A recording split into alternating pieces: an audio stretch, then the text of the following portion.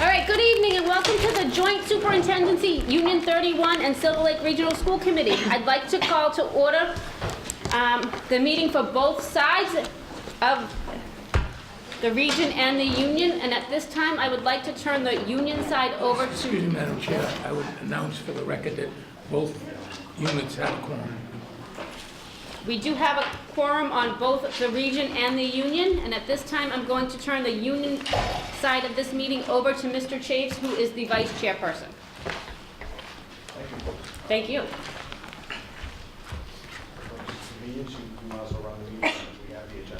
Okay. So acknowledge and schedule any visitors. Is there anybody that wishes to be acknowledged or scheduled or heard for the joint part of this meeting? Okay. Approval of the minutes from January 8th. Is there a motion for the region? So moved for the region. I'll second, though I wasn't there. Is there any discussion on the region side? Seeing none, all those in favor? Aye. Opposed? Abstentions? One, Yeah.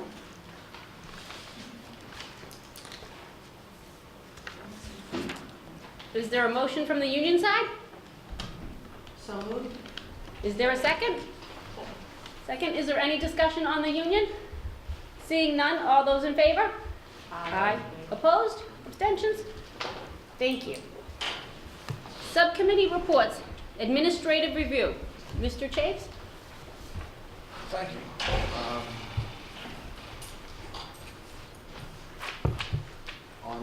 On the agenda, we have the superintendent's contract, and as we know, the current superintendent has announced his retirement at the end of this fiscal year, and according to the assistant superintendent's contract, there is a clause. When the current superintendent, John Tuffy, vacates the position, the school committee, Silver Lake Regional School District, and superintendent's union will agree to award assistant superintendent Joy Blackwood the position of superintendent. So we've done that. We've done that about a year ago. He's subject to agreement of an employment contract. That's what we've been working on. Consulted with our attorney many times, consulted with our current superintendent, and administrative review has been over the contract. I'd like to talk a little bit, if I could. Yes, I have a stack here. No, yeah, no, you did. If you can, would you mind just running those over this, pass these around? This is something we all have. I don't know if anybody still has it or, and if we could take time now, but in the future to read with this, what the Massachusetts Superintendent's Association says is the job. There's a lot of mandates in there, there's a lot of reporting, it's quite an encompassing type job. But that doesn't come close to describing what we really know the job is. Those of us at least have been here for a little while. It involves multiple school committees, multiple subcommittees, which is where most of the work around here gets done. People just see the school committee meetings, but there's countless subcommittee meetings. They're always there.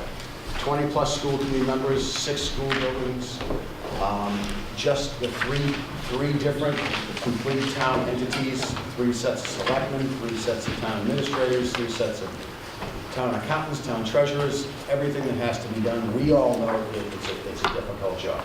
So even though we have all these mandates on top of that, again, those of us that have been around for a while know what a tough job it is. And to have someone that's willing to take on that job, that knows the job as well as we do, or probably much better, I think it's just a testament in itself that we found someone who's willing to take the job. So in that sense, thank you. So our task at this time was to come up with a contract that we could agree on. Met a number of times, again, with council, with the superintendent, with the assistant superintendent. Admin review has come forward with a contract.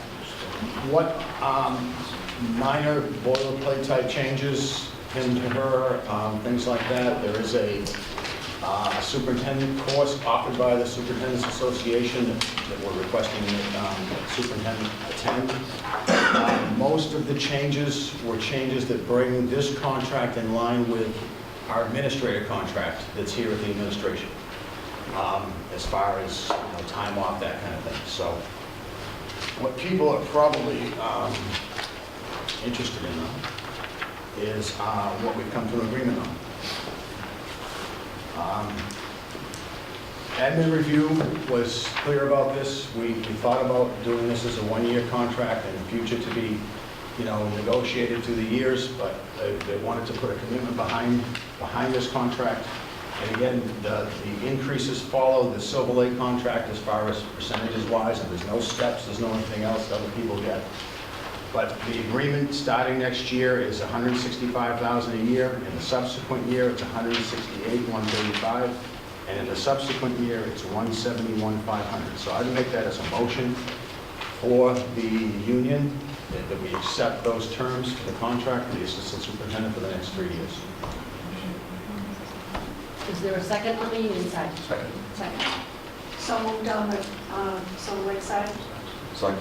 Second. Is there any discussion? I would just like to say that thank you, Joe, for chairing admin review and doing such a great job with this.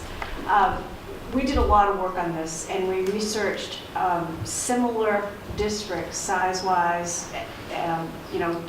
Again, as Joe said, ours is unique with the number of school committee members and the number of buildings that the superintendent has to take care of. The range is actually very low compared to what's out there. I believe new superintendent in one of the other towns locally is starting at 190. So we feel very fortunate that Mrs. Blackwood agreed with us for this contract.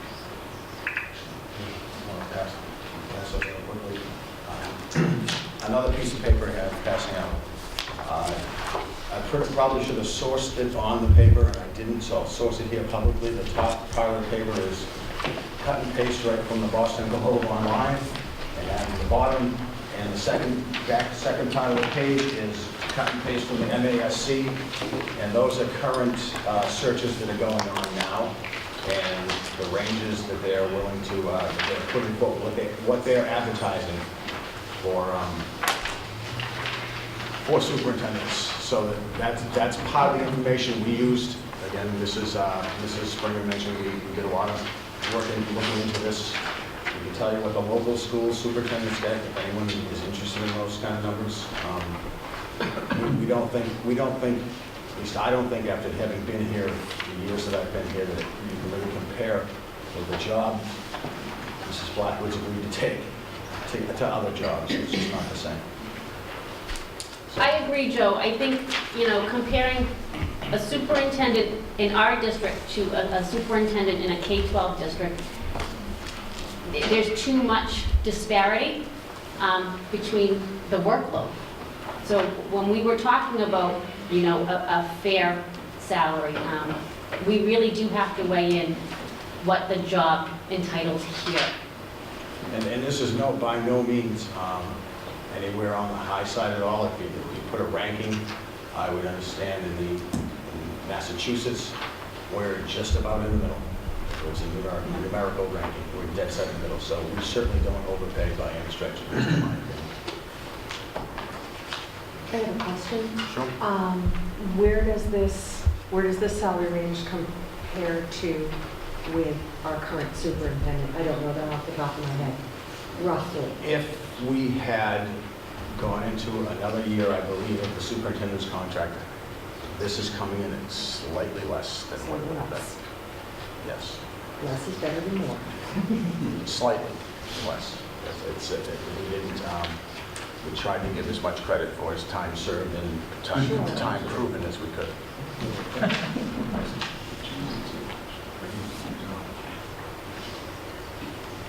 Any further discussion? Can I just get a clarification on the last question? I think the question was, Identify I'm sorry. himself for the TV. Tom Villiers from Halifax, also been on the Board of Assessors there for 23 years, a building official for 18 years, and now I'm a candidate for selectman. Thank you. Excuse me, and a former member of this committee. And a former member of this committee, yes. And I have some issues with a few things, but we're going to get on to, I just want a clarification, please.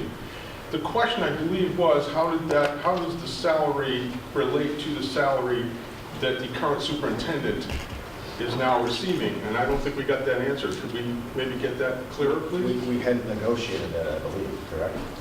I'm talking about what he's currently making or what the superintendent is currently making. I think I I can don't answer think that that was question. I believe that the salary that was settled on is 1.8% more than I am currently making, which is equal to the pay rise that was given to the teachers this year. And frankly, my expectation would have been that I would have gotten that. But I'm still not hearing a number with all due respect. Christine, how much is he making right now? I- 164,021. Thank you. All right, thank you.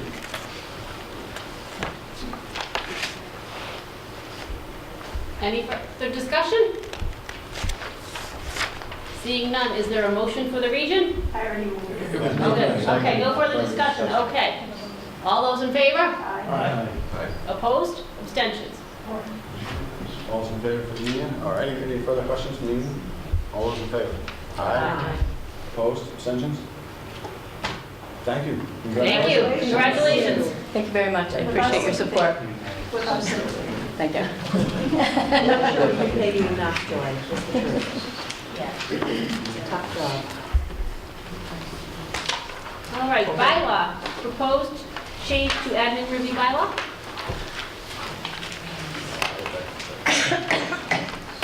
If we make a change, we have to vote on that here, is that the, We have to vote on that, yes. I didn't bring a word for that vote, you had a motion on that vote? We actually talked about it last time, but it's on the, here, I'll do it. We did talk about it at the January 8th meeting. It is in the packet. This page, Okay, there we go, the one on top.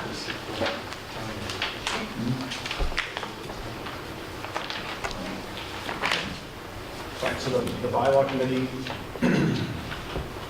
voted for the union to vote to change this from their articles, and everybody got a copy of the bylaws for the union. I believe they're in your packet. Yes, the bylaws are attached right to it. So what this is essentially changing is the years and what people, when I'm the admin review chair this year because I'm on the union and that's what the bylaw said. So we're changing the bylaw so it doesn't have to switch back and forth. There's been some confusion in the past years as to, so we figured it's better this way that you would have someone that's of the subcommittee elected to the chair, whether they're from the union or from the region. That's probably the fairest way to do it.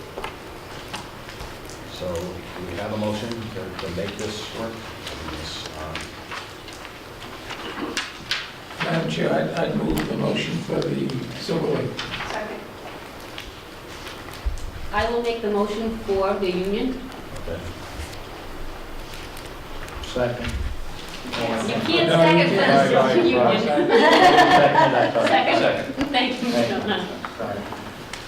All right, is there any further discussion on the region side? Seeing none, all those in favor? Aye. Opposed? Abstentions? Okay, This is the way it used to be. It was changed, and we're changing it back. So as far as discussion goes, it's changed some years back to be this, and now we're moving it back to the way it was. So, any other further discussion or questions? We'll go on for the meeting. All those in favor? Aye. Opposed? Abstentions? Thank you. Thank you. This is the only joint committee of the two committees really officially, so. Yeah, we have to have matching bylaws to make this work. Yes.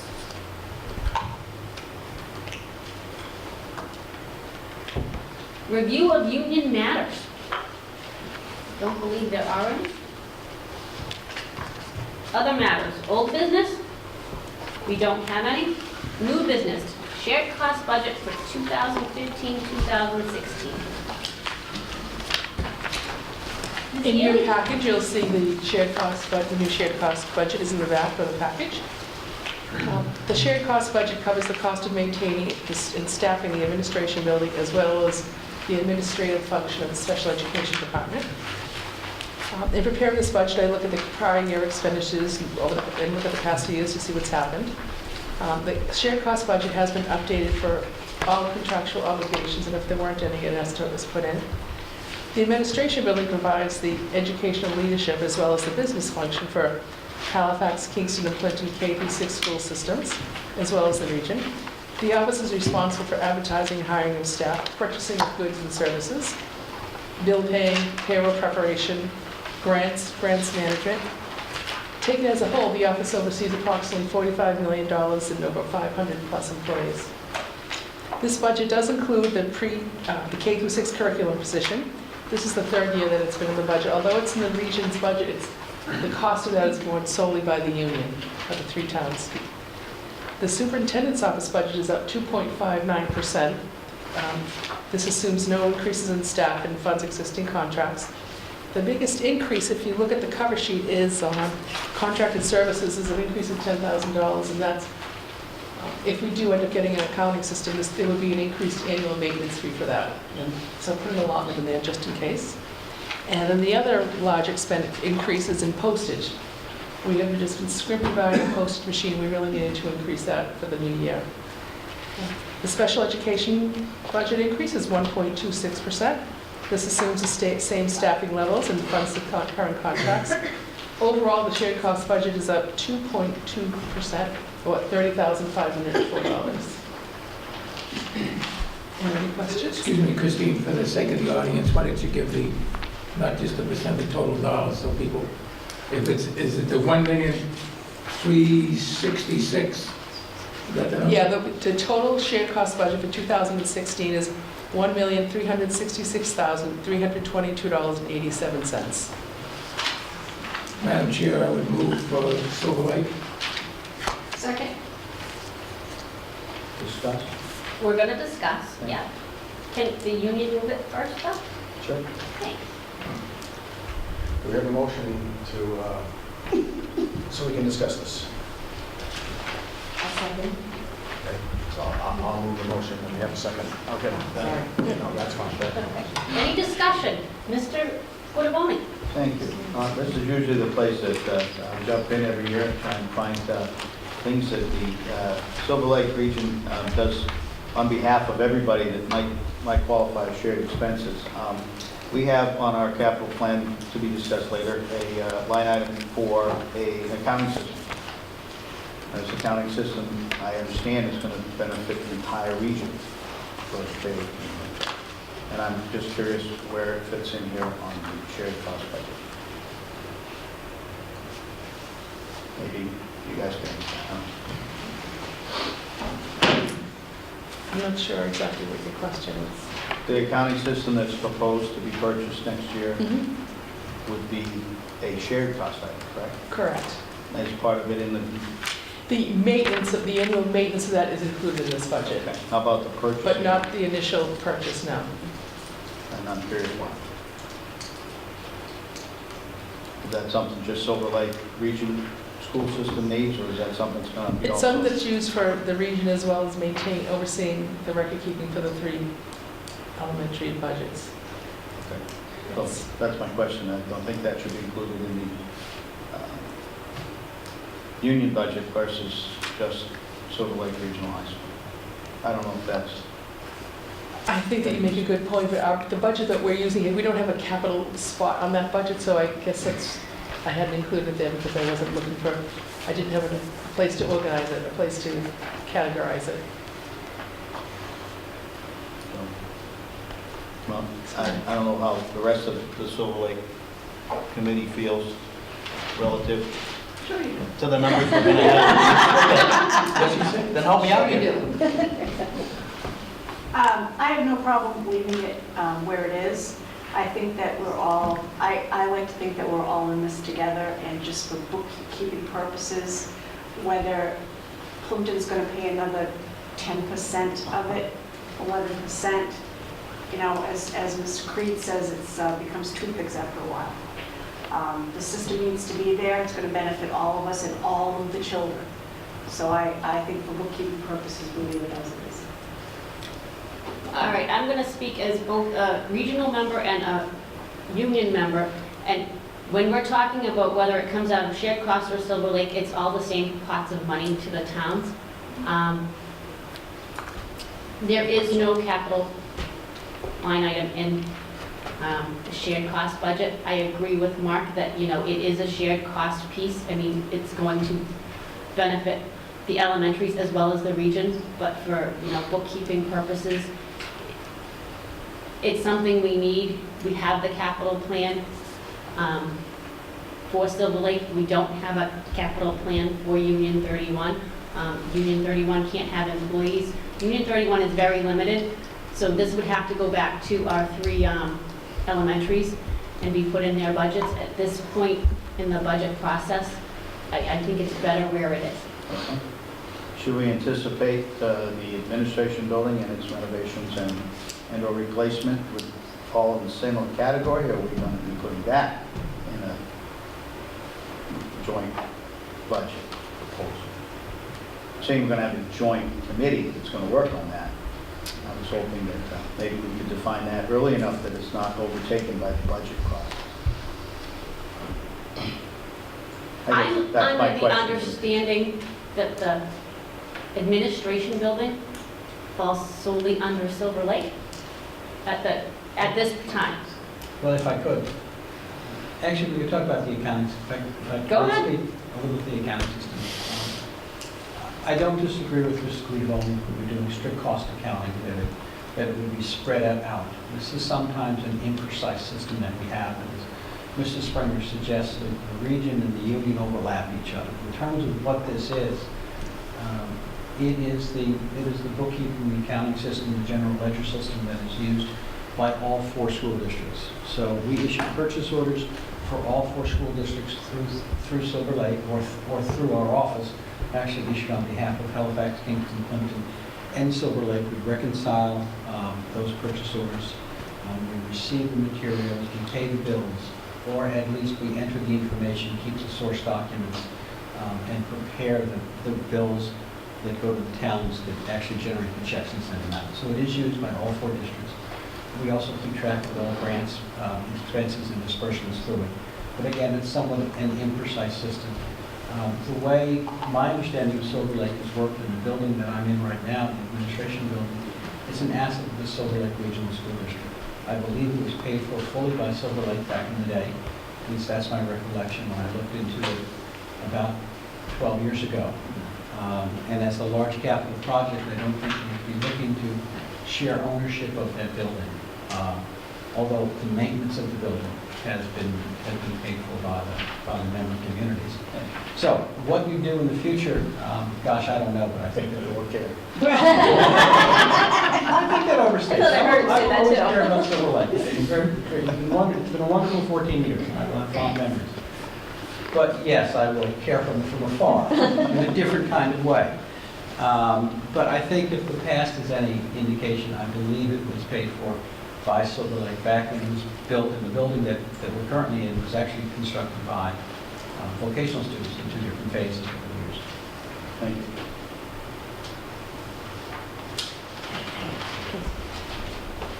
Mrs. Hanson, please. Actually, a couple of things. To Mr. Whittaboni's point, again, thinking of from an elementary school committee point of view, our individual towns also have to have accounting systems. They have to pay our employees and all that kind of stuff. So if there is an overlap, we're already kind of moving, I mean, within a town, we're moving for an additional accounting system, whether, you know, that kind of deal. So, and to the shared cost presentation number that we have, all these numbers that we're seeing here, in my past experience, we've seen these in our budgets that we've received so far, the high school and the elementary levels. We've seen these numbers have been included or not included. They have not been included on your Have been not budgets. included No. in what we've been looking at for budget. No, we hadn't approved the budget. So Christine, if you wouldn't mind, because we have some new members on the union side, could we go over the percentages and how this relates back to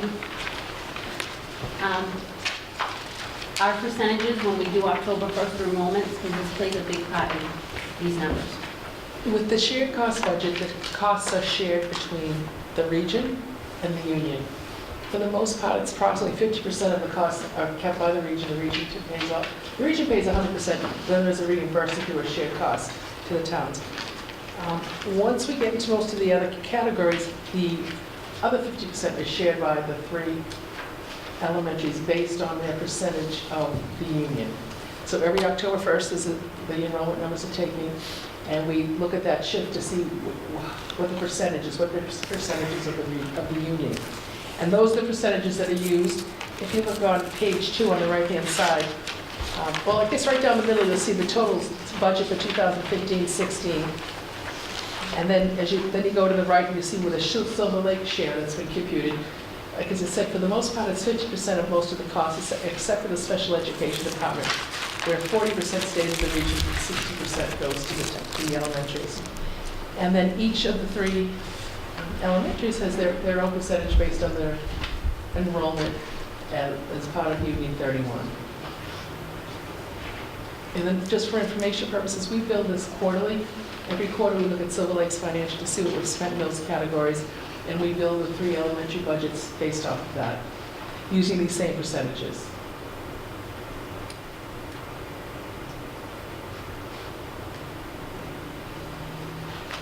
Thank you. I have a question. I'm wondering why postage is going up 20%. What has changed?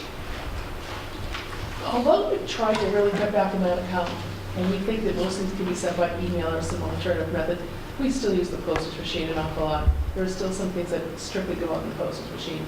And we had tried to get by as well as we could, but we just couldn't. With the increase in postage, we just weren't able to do that, and we really need to increase it by $500 for next year. You find you're just using it. We more, still you use it. can't help There are some things that are emailed or faxed or other methods, but the U.S. Postal Service still gets used quite often. Had the number gone down in a previous year The funding of that had gone down the previous year.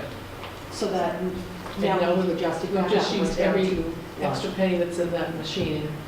We don't have anything extra. I got you. Madam Chair, just to, full disclosure, because I won't send email, cost them $1.61 to send me the thing. I have a quick question. The salary lines are contractual? For those that that there are contracts in place, I use the exact amount of contract. There are some positions that do not have a new contract yet, so those are used an allotment.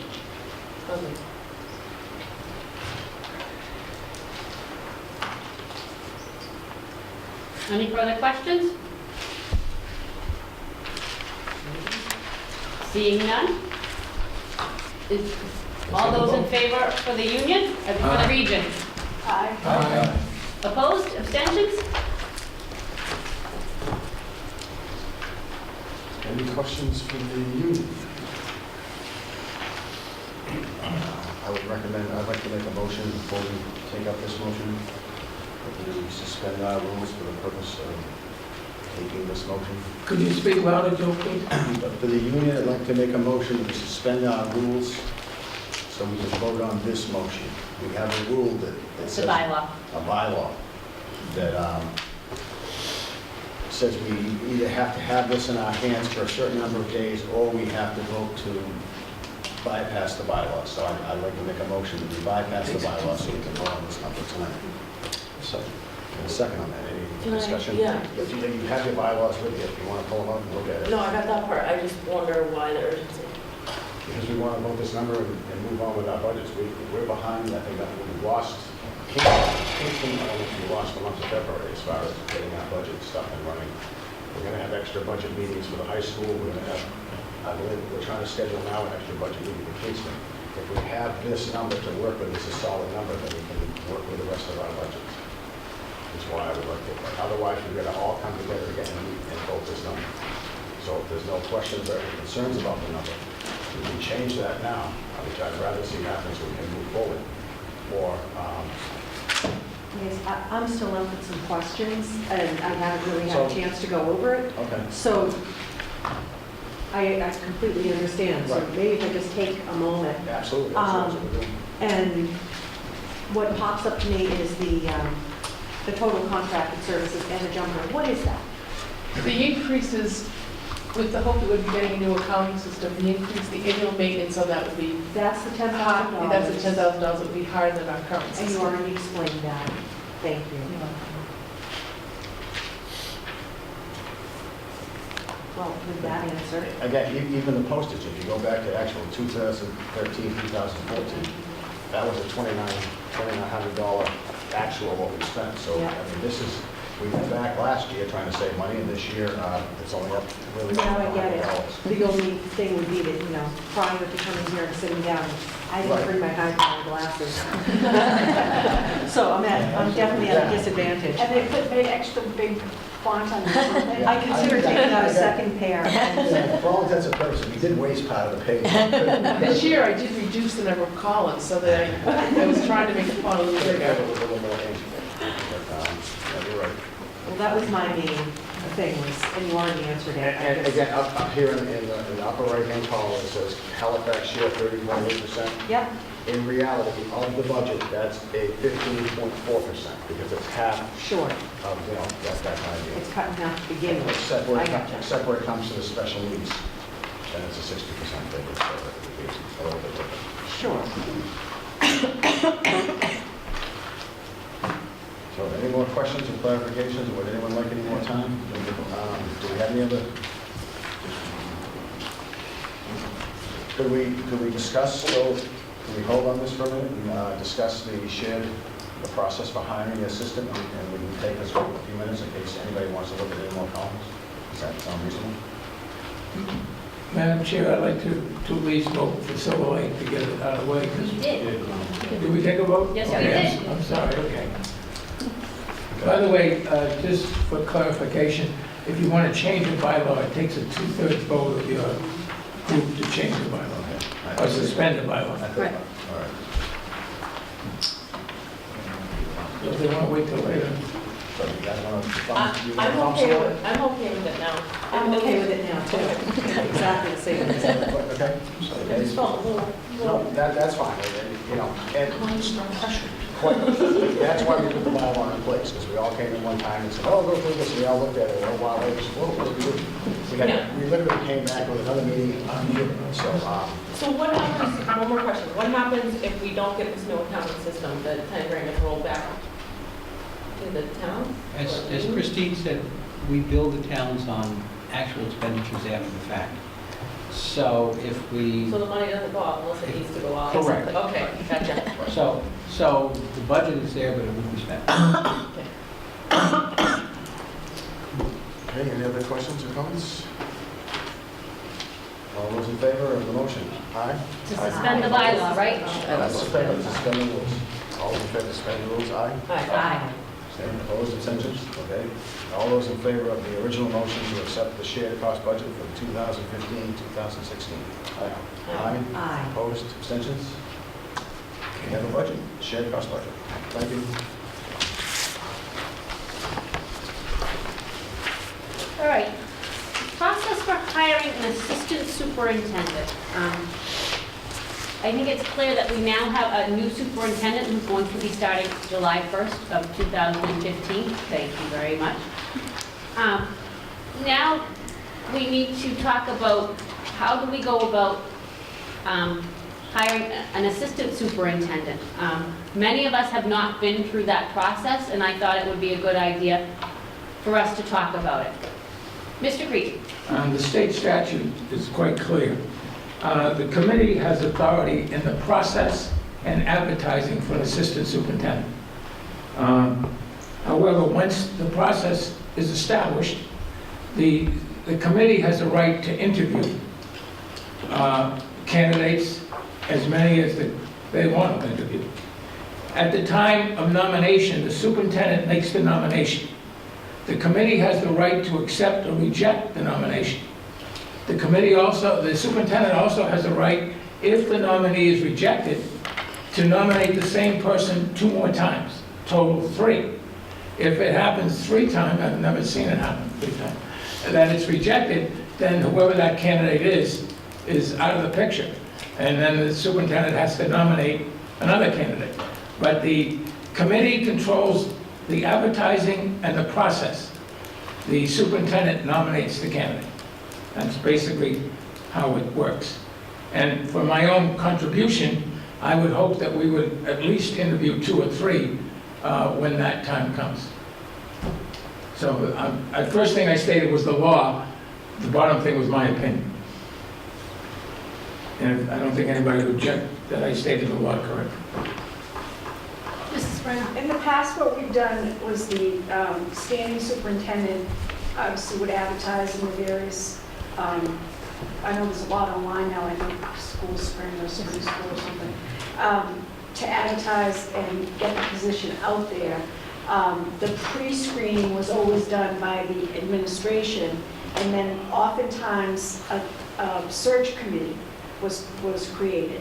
The search committee went through the applications, weeded them down, got to maybe 3 or 4 candidates. Those candidates can be presented to the school committee or narrowed down further in the search committee.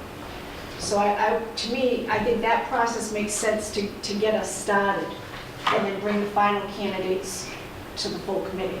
Madam Chair, and the 2 times it's happened since I've been here, Dr. Noseworthy only brought 1 person to us. I think her name was Sorrell. When Dana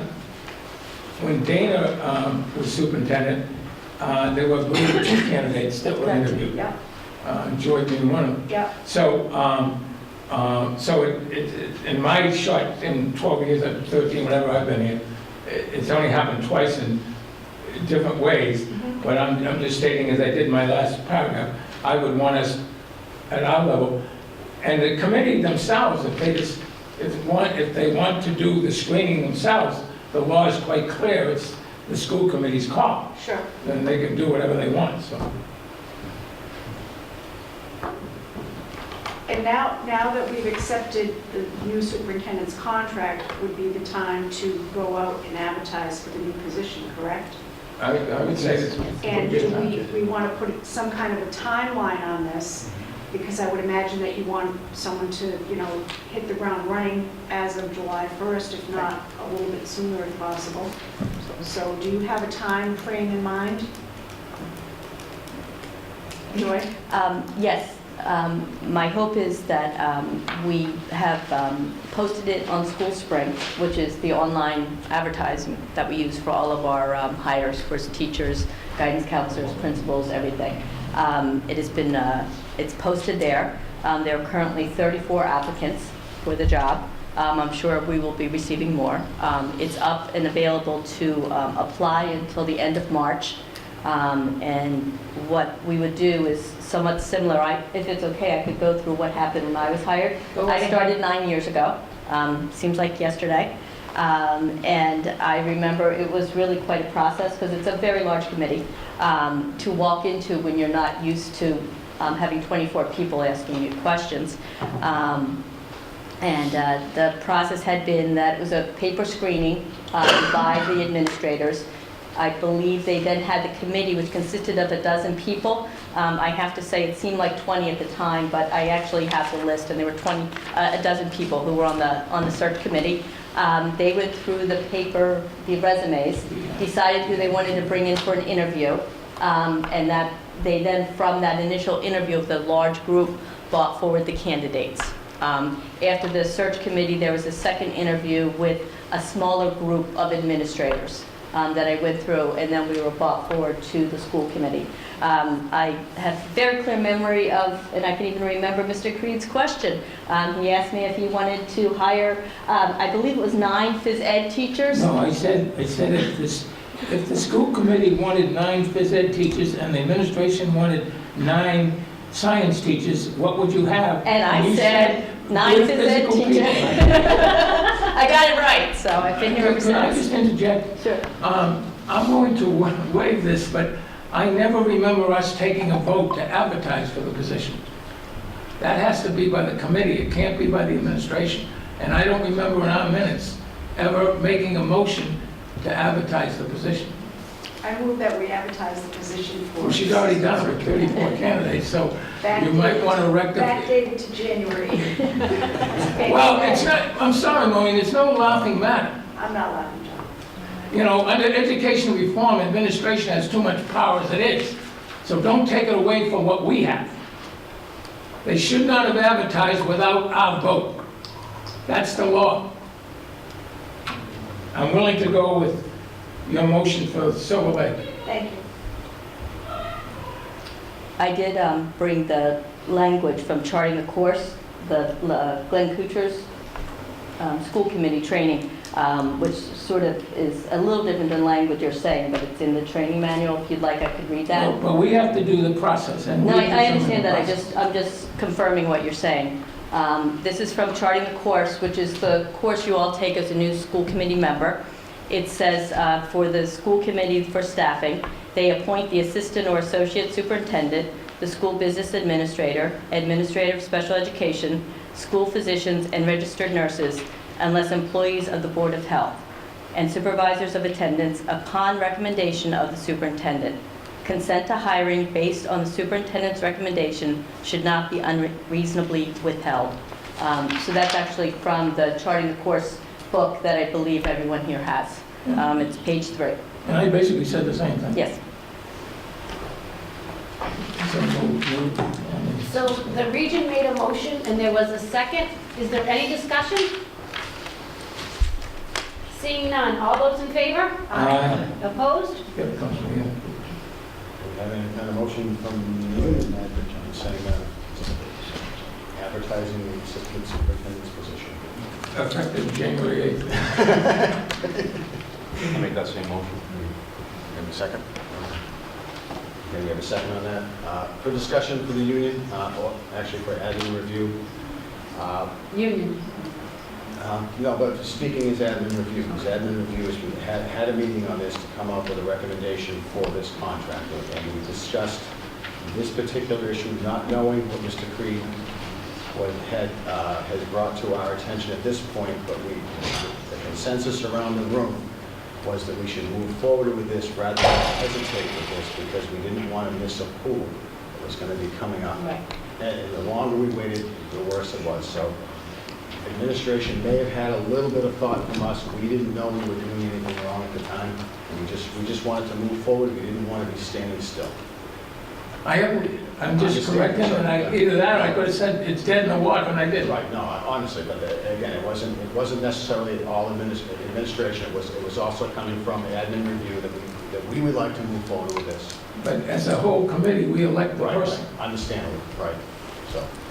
So we have a motion for the union. Is there any Is there a question on it? I just have a No, go ahead. questions? procedural type question. Sure. So there was mention that the committee can interview the candidates. Are you referring to Silver Lake and 3 Towns Elementary? Yeah, Or are you yes. just referring Just like to- this. Yeah. Okay. It's, I believe it's Union 31 members and Silver Lake. So, I believe yes. that the rest of the school committee members can come and participate if they want, but when it comes to the voting, because of the way the region and the union is made up, I think it's the 9 members of the region and the 9 members of the union. And somebody correct me if I'm wrong. Yeah, but I think last time we allowed the other union members to ask a question if they wanted. Absolutely. But only those 18 people can vote. Right, and that's what I'm trying to clarify. Yeah. Okay, so we have a motion on the... So I think it's a question out in the audience. Yeah, Lori Costa Klein from Halifax. And I'm not, in all honesty, I'm not sure if this is the right time to ask this question, but before you move off the topic, I think it's pertinent, so I'm going to ask it and you can tell me to wait.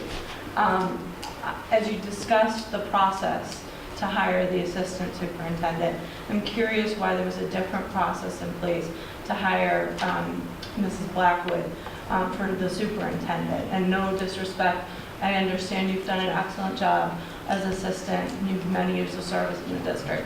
But I just am curious why there was a different process for the superintendent versus the assistant. Okay. Maureen? The superintendent is the only position that we as school committee are authorized to hire. That was a decision that has been followed, it's the law. Every other position, I believe, has to go through the different committees and process, as John said.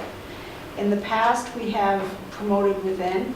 Mr. Tuffy, we did not do a search when he was promoted to superintendent, and we felt the same way with Mrs. Blackwood, that we felt that she was ready and we was the right person for the job at the time, and still do feel that way. Thank you for So we chose clarifying. not to go out to search when we had the best person right in-house. And there was a succession plan in place that was looked at a year ago. That's right. When, anything can happen. So it's a very key position. Sorry, John. It's a very key position. You can't do without a superintendent. I think it's an important question to Sure, clarify Yeah. for the Logan Can community. I comment on that too? Absolutely, you can comment. Also, we were involved in this decision back when we started negotiating our contract as assistant superintendent. As a member of the armed forces, there were always situations where executive officers would become commanding officers within that program. It reflected a synergy of having the same person on board and a chance to do those kind of pass downs of information and systems. And we here in Silver Lake, believe in our cross-training process where we have strengths and weaknesses and people learn from that. Mr. Tuffy came to us from a business manager point of view. And this segues me into the next comment, that as we shop and look for our assistant superintendent, to replace his business sense is something that we need to look at in the quality of the person we're looking for. In addition, we have a resource between now and June 30th also that could assist in that hiring process. I mean, if he isn't trying to figure out where his next vacation plan is following the 30th of June. But if Mr. Tuffy, I'd like to encourage him to be involved in that selection process because of that fact that we, basically we're replacing a skill set that he's had with us for a decade more. How long have you been working here? Yeah. 14 years. Yeah, so I think that would be a very, just my comments about the hiring process. And I want to reiterate to Mr. Creed that I think it would be fair if this committee saw at least 3 candidates for consideration. I felt a little shortchanged on the last round. Thank you. Can I ask one additional follow-up? So I appreciate the thorough explanation of the differences, and I can totally understand promoting from within. My question would be, is your recruiting process and selection process going to be limited to the folks that are within the school committees? Or do you ever, including administration, or do you ever ask outside, sources in the community to be a part of that selection committee? I personally look at the assistant superintendent as a more likely outsourced position. I'm talking about With a the- ratio. Yeah, I'm talking about the folks that will review The search committee? candidates. Oh, search committee. Oh, I see. Who what do you you're saying. include in that group? A professional search kind of, or an outsourced. Is it limited to members in the school When- committee?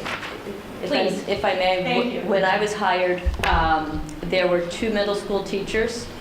For the high school staff, there were the director of CTE, the principal, an English teacher, and the math coordinator. From Halifax, there was a parent who actually eventually turned into one of our teachers. The principal of the Dennett Elementary School. Silver Lake had a school committee member, administration, director of SPED, the superintendent, and from Plimpton, Sue also, school committee member. The process, how you do it, and I would recommend that a school board member not be on it. If you decide to bring in outside people, I think that's a mistake, because there's possible conflict of interest based on what's discussed. But the committee decides what the process is. The administration can make a recommendation, but if you wanted to go to a firm, you could do that. If you wanted to pick 100 citizens, you could do that. You can do anything. Committee can do anything it wants. Madam Chair, I've been through this process before from different angles, and it's not uncommon in some other school systems where stakeholders do get to do a meet and greet with candidates and then give feedback to the voting body, qualities they're looking for, any feelings that they receive from the candidates. And that could be parents, it could be community members at large, it could be the teachers. I think there is an opportunity for that, and the feedback can be given to the voting body. It's another layer, but it speaks to the relationship with the broader community. What about doing a survey? I know we get so many comments on that, but we've talked before about using the media to try to put out some kind of, our minutes and things like that, social media. Maybe some kind of a 10-question survey. I mean, to me, the people that are going to be working with the assistant superintendent are the ones that have the experience to hire who they feel they need for the position, especially, the superintendent. Joe? Okay. I started doing this stuff in 2002. It's kind of hard to put all that time and stuff I've learned into the process. I have been lucky enough to serve on a search committee that hired the top administrator for the district. Doesn't really matter who it was. But what I've seen, and part of what my vote was tonight, and the votes that I take all the time, is compilation of all the stuff I've learned in the process. And I've seen Mrs. Blackwood in these interviews. I've seen her in other things. I've seen Mr. Tuffy and the committees they set up. And it was a huge, really represented the community at large. We had, again, at-large people. We had a school committee person there. We had a guidance person there. We had staff. It was a good cross-section, and we ended up, I think, doing a great job on the person that eventually was brought forward. I think administration should come to us with a recommendation of how they'd like to move forward with this process, and we should probably support how they do it. We've seen how they do it in the past, and we've seen the positive results. Madam Chair, well, the first time we did it with Dr. Noseworthy, he kind of dictated how it was going to go, and it didn't suit me very pleasurably. He only brought one candidate to us, and I would not accept that. I wouldn't. I don't know about the rest of them, but I want to see 2 or 3. How you get to the 2 or 3, that's a flip of the coin. But I don't want to take completely away from our rights to review. And I agree, Mr. Cree, I agree with you wholeheartedly. I think we're getting too much into the nuts and bolts of the process. And I think administration has a good idea of what we need to fill this space. And if we want to get technical, we haven't decided we're going to fill the space yet, have we? Well, excuse me, you just voted to advertise. Yes, we did. And somebody advertised before you took the vote. We haven't voted yet. That's right, the union hasn't voted on We're it. still in discussion. Okay. We ain't going anywhere. But to that end, again, over the years, I've seen how this process works, and I've seen what they brought to the table. And I think, again, I concur with Mr. Creed. 2 or 3 good candidates, and give us a tough choice. And again, it's going to be a thumbs up or a thumbs down. We don't actually get to make, we only get to make a choice on the recommendation. We don't get to say, we're gonna, the majority vote picks this person. That's not how it works. We have a recommendation by our superintendent as to this is the person, and it's either a yes or no vote, Mr. Creed, right? So we don't get to say we like A over B or C over E, we that's don't get to correct. choose that at all. So That's correct. I think if the superintendent's going to bring us a candidate that the superintendent is going to recommend for this important position, the superintendent and the new superintendent and our existing superintendent should have a good say of where that's coming from. And I've seen the committees that they've set up. I think they do a good job at it. Take a vote on your side if you want to vote. Are there any other questions as to where we move forward with the superintendent assistant superintendent search. Okay, all those in favor of the motion, aye? Aye. Opposed, abstentions? Thank you. I think we did it. All right.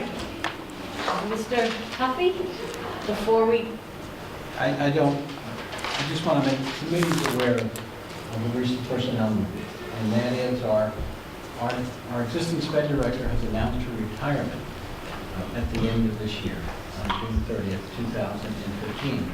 And so we will be looking for sped directors, assistant sped.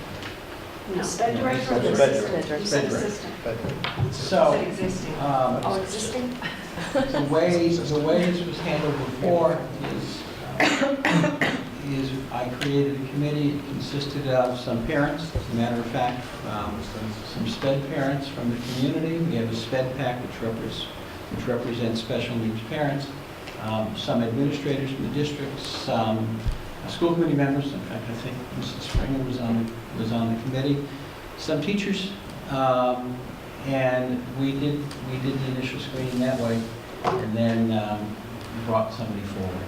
So I would expect that I will be reaching out to do the same sort of committee to try to get both parents, teachers, administrators, and some school committee representation in to both look at the people we're going to interview, do some screening, and then bring some people in. And is that effective June 30th? June 30th, correct. And I will tell you that SPED directors are difficult positions to fill. It's a difficult license to have and a hard position to be in. So we will be networking as much as we can. And in fact, when we hired the last person, the executive director of PAC, Mary Collaborative, agreed to be on that committee, bringing us certain professional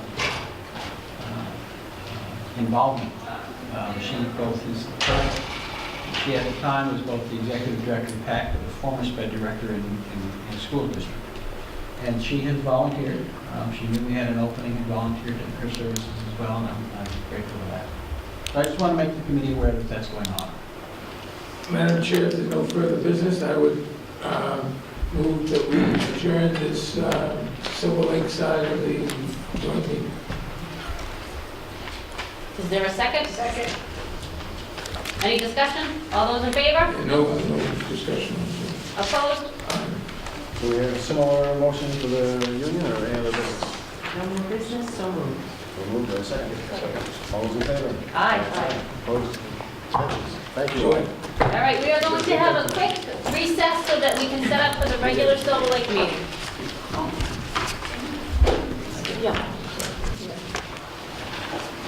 We have a student with us tonight, Mr. Mulcahy. Yes, thank you.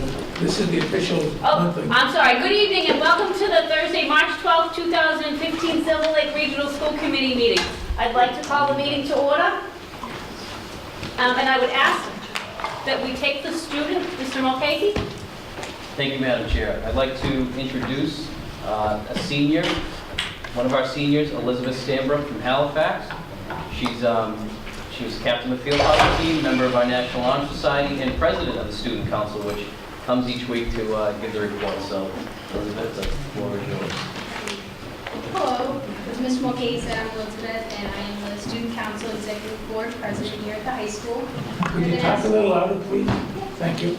I've been asked to debrief the school committee board on recent events that have occurred since February. So first off, selected students attended a music performance at Bridgewater State University to challenge themselves with difficult compositions while surrounded by other eager and enduring students.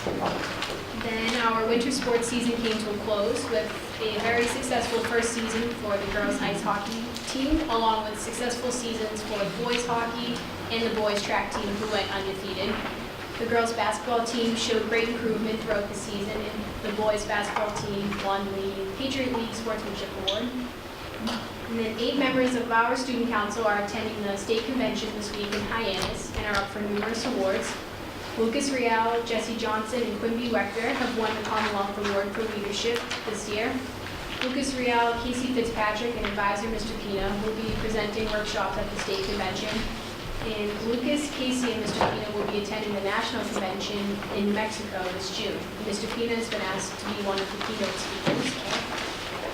Our National Honor Society did a polar plunge in Plymouth this past weekend to benefit Beth Israel Deaconess Hospital, along with a very successful Peace Animal Shelter fundraiser that went on the last 2 weeks, which raised over $200 and various food and paper supplies for the pets over there.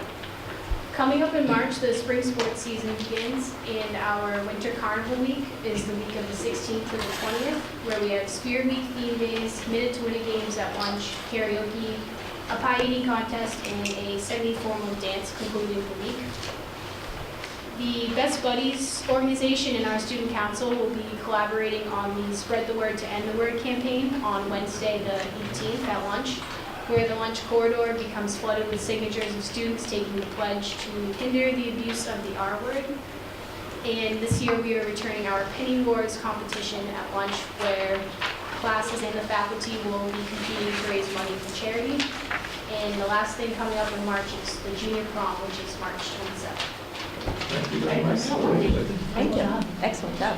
Thank you, Elizabeth. Elizabeth plays the clarinet, and she's going to be down in the district instrumental concert down in the auditorium, so. Oh, wonderful. Thank you. Madam Chair, Mr. Principal, I was going to make a motion to send the baseball and softball teams to Florida. As long as I can go, I need to go down and. Yeah, you go with them. Okay, great. Yeah, we'll let the other guy run both shows when you're there. Okay, sounds good. I don't think I'll get a second.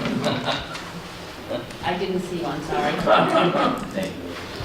Thank you. Thank you very much, Elizabeth. Good job, that's not easy to do. Thank you. All right, public participation. Mrs. Roy? Wait, we have another suit? Oh, do we? We don't have the full suit in it. Oh, maybe, oh, sorry, okay. Thank you, Mrs. Hanson. To say that I am disappointed that the 5 o'clock Revenue Subcommittee meeting was not posted on time is an understatement. The meeting that we are attending right now was posted on March 4th, and since you knew 2 weeks ago that the subcommittee meeting was scheduled on the same day, I'm confused as to why it was not posted at the same time. I am disappointed because it could have been a productive meeting about not only the capital plan of the Silver Lake School District, but a discussion about the Pembroke funds that were raised and appropriated by our taxpayers. We have asked for a voice at the table about how those funds could be returned to the towns, and some of which, if voted by the taxpayers, would be reallocated back to fund the Silver Lake capital plan. The meeting was not posted on time. The discussion is not to happen tonight in the manner of which was requested. All of us sitting at the table discussing it. I am not only disappointed for myself, but for the taxpayers of Halifax as well. As most of you know, I have attended school committee meetings for well over 10 years. I have worked with a number of elected school committee members and administrators in many different combinations.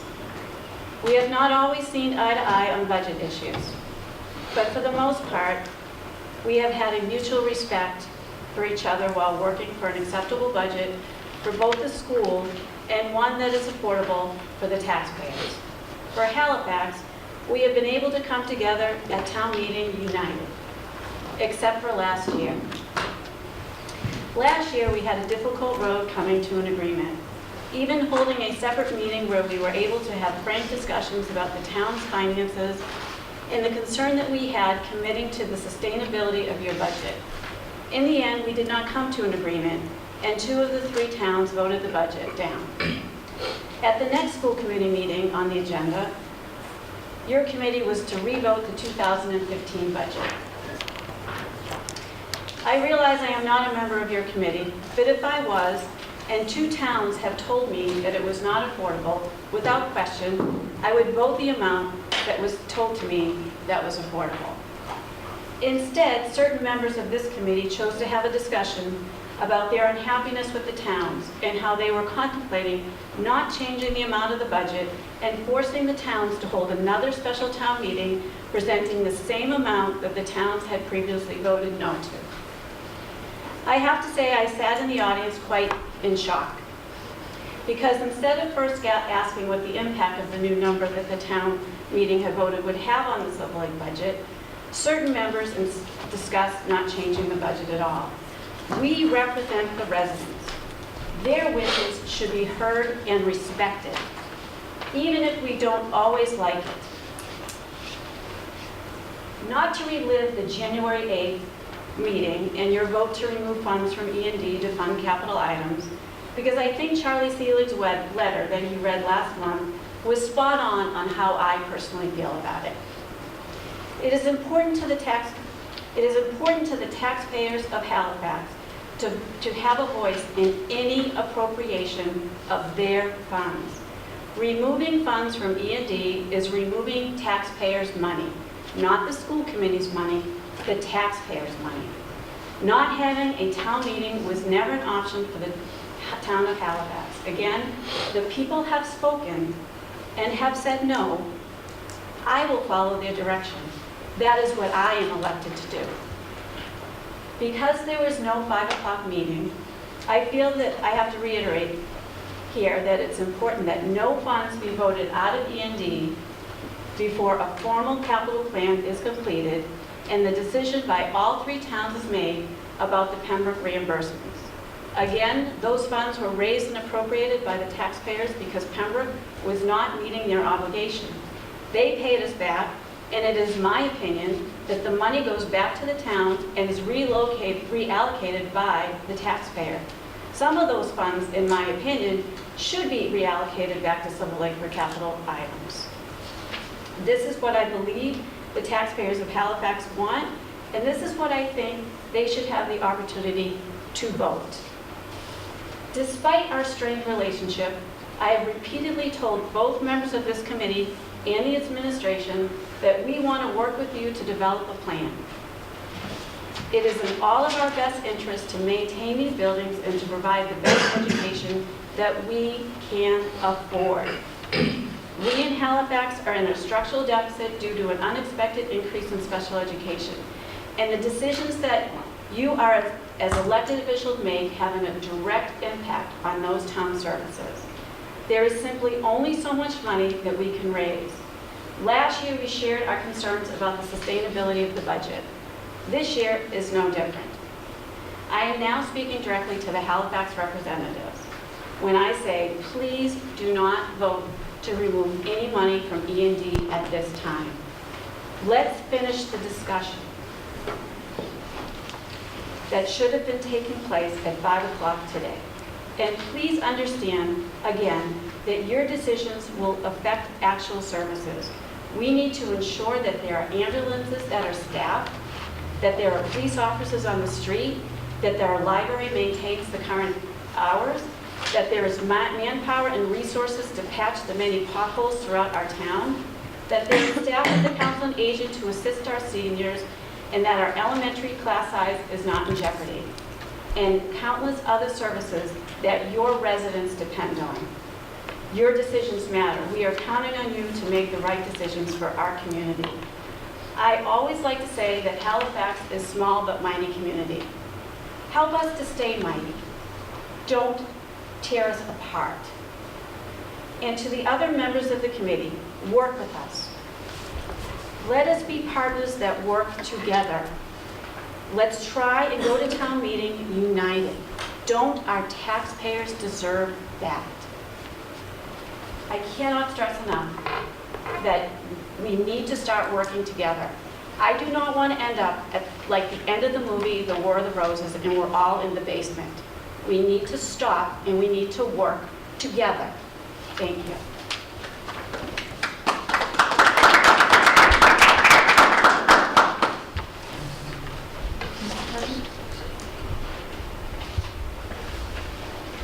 So I understand that there's been some speculation about why we didn't have a meeting at 5 o'clock. Yes. And some thought about it.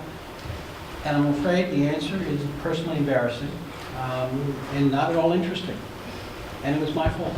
It should have been posted, and it was an oversight. It didn't happen. We posted many other meetings. This just slipped through the cracks. It wasn't noticed. I didn't do it. I bear that responsibility. I'm embarrassed for the committee, the position I put them in. And a position. If I may, and I realize that people adjusted their schedules and expected to be here at the meeting. There is no profit for Silver Lake in postponing this. It will make tonight's budget discussion more difficult. It will make the 26th, when the next meeting is scheduled, more difficult because the meeting didn't happen, although we hope to reschedule it as soon as possible.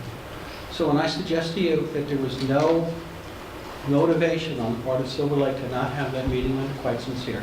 It was an oversight. On Tuesday, I looked at the meetings that we had coming up and checked the postings and realized at that point it hadn't happened. And at that point in time, we posted the meeting. Unfortunately, one of our communities, their town hall is closed in the afternoon, and so we can't post it. Otherwise, that posting that was sent out would have been valid, and we could have had the meeting. One of the things that I'm going to suggest to the committee, along the need for my office to tighten up its procedures and make sure it doesn't happen again, but also we're looking into the state law that allows us to post ourselves rather than at each of the communities. It is sometimes difficult to post just because all 3 town halls are not open Monday through Friday. And so it is, again, somewhat difficult to find those times that we can post meetings. If we miss a little bit of time, it becomes a problem. And so there was no there, if you will. Okay. It was simply a mistake, my mistake, not the committee's mistake. Okay, so my comment back to you is, this meeting was posted on March 4th. Why wouldn't you have posted both meetings on the same day? We should have, we didn't. Okay, and my other point to that is, this meeting was very important to the communities, and I think you knew that. Very important that we sit down and finish that discussion. There is no... And I would think after the last bumpiness that we've experienced in the last couple of months with the special town meetings and all that lack of communication, that it would have been so important that somebody would have followed up to make sure that that meeting was posted. That's my point. Mr. Woodable. As chairman of the subcommittee, a newly created subcommittee, by the way, that has only got one meeting under its belt, I want to share that responsibility, or not. It's certainly understandable how the administration could have gone down this road and not remembered another subcommittee that has been created here at Silver Lake. You can count me as one of the very strong and very disappointed people that didn't have that meeting this afternoon, because I had rearranged an entire schedule to be here at 5 o'clock so that we can continue our discussion. And I also asked that meeting to happen right ahead of this one so that people didn't have to go out on another night, because there were so many people interested in wanting to be here. So equally disappointed. I had no idea that we had a town that didn't have hours on Friday. I had no idea that we had a town in our district that closed, at 2 in the afternoon. You'll find multiple text messages and emails from me during the day trying to reach. Unfortunately, I was not on the ground and couldn't do that. So though the administration may have missed it, it's probably something we should have done. It was part of our minutes from the last meeting. I also need to accept the responsibility for not making sure that meeting was posted way back when. I certainly apologize on behalf of the people that did make it a plan to be there. We look forward, as soon as I can pin down next week's schedule so I can attend, we're going to try to have another meeting sometime before our next budget. Thank you. Since we're talking about that at this time, Mark, you had mentioned the 20th. Yeah, I believe that's next Friday, and I want to throw that out there for everyone. I think it's tough, not for me, I can absolutely be here during the day, but I think it's tough for other town officials that may work full-time to be there on a Friday during the day, but I don't want to speak for them. Well, what about a Friday evening? That's the 20th still. Well, I mean, I'm only 1/3 of the committee, too. If I have to work that day, I have to work that day. Well, because there's only 3 of us on the committee, I think it's important that as many representatives are there. I mean, needless to say, we're all very upset about what happened tonight, and we're prepared to continue the discussion. I realize that it might be fun, but you might not get that job, so maybe Yeah. you won't. Um, My point is I'd like to meet before the 26th, before our next scheduled. I Silver agree. Lake meeting. Right, but it didn't sound like Friday was going to make it for anybody because of Friday's plans. We can do it early Friday, 1 o'clock, 2 in the afternoon, but that takes people out of work. So what about the beginning of the following week, prior to the 26th? Monday, Tuesday, or Wednesday? Let me see, 23rd, 24th, 25th, or something.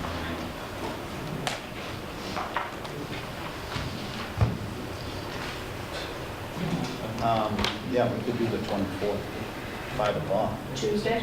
We have a selectmen's meeting that night. This is only the problem. How about Wednesday, the 25th? Well, if we can table that for later discussion during this meeting, I might be able to, maybe you'll have a recess or something, we can discuss it. But I don't think we're going to be able to reach consensus right now. All right. Is there any further public participation? Gordon? Hello, everyone. Gordon Andrews, the chair of the Halifax Finance Committee. So I appreciate that everyone's looking at the budget. I see that we have a new version tonight, version 2. Unfortunately, when we look at the budget assessment numbers that we've received, I don't think that the towns can support the sustainability of the budget. Last year, when we talked about it, we talked about increasing the budget at 2.5% of the total assessment number. That increase would be $327,755. I think that the towns can afford, although afford is a tough word for Halifax because we're looking at over $100,000 deficit when we include the changes that took place at the elementary school meeting. So we are still in a deficit. It's well over $100,000, probably closer to $200,000.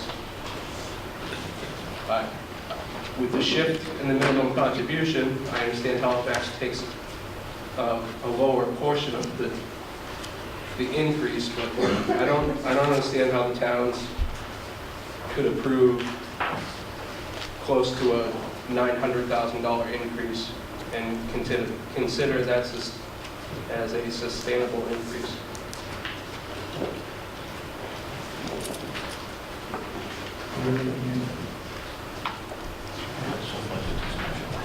Mayor Independent Town of Kingston, I'll echo the sentiments of Gordon before we begin the budget discussion in earnest. The minimum contributions that have come out from the state, and I'm sure you are all aware of the minimum contributions and the significant changes that have been released. The significant changes for those at home, those changes include a $568,000 increase for the town of Kingston right off the bat.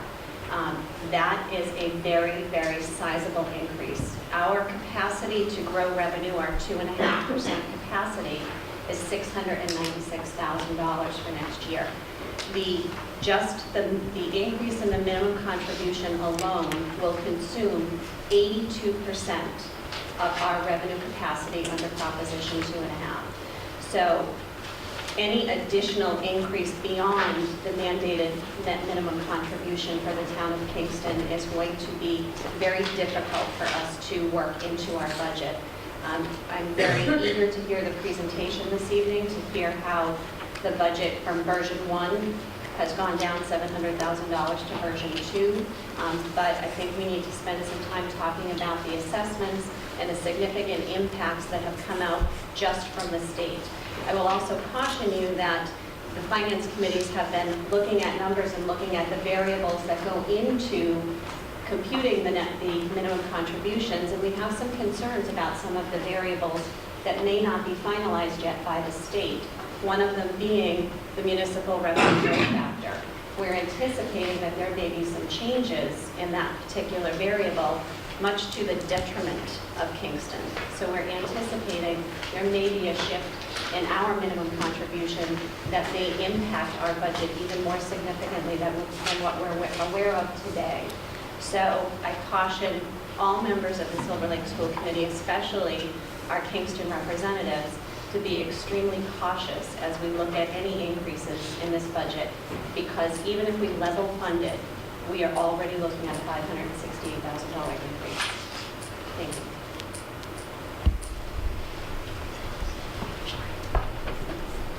Susan Ossoff from Plimpton Finance Committee. I don't want to. I'm just going, I echo what Gordon and Mary have said, and I'm just going to say what we have been doing department meetings, department meetings, and we open them all with the comments that we will be, it is unlikely we're going to be able to level fund budgets in Plimpton this year. We don't have that all worked out yet. And obviously this, a 10% increase is a far cry from that. And there's the affordability of this budget and this kind of increase on a year-over-year basis is a huge concern, and it is not sustainable.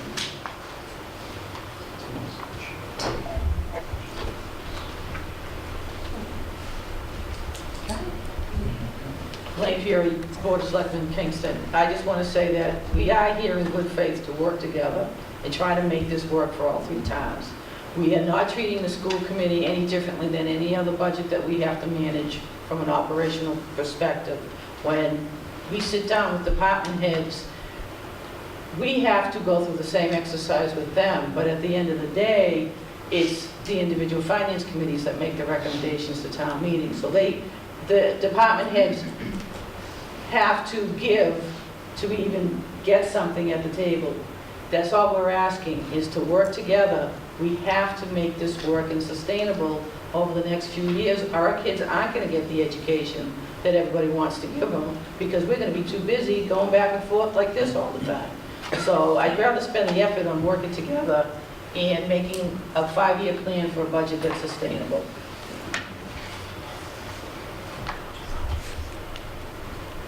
Anything further from? Seeing none? Approval of the minutes, February 12th, 2015, regular and executive session, and February 26th, 2015, regular and executive. Madam Chair, I would move, there's not an executive session for, I didn't think so. Okay, so We there's do it no- separately. Yes. I would move, Madam Chair, that we accept the minutes, the regular minutes from February 12th. Second.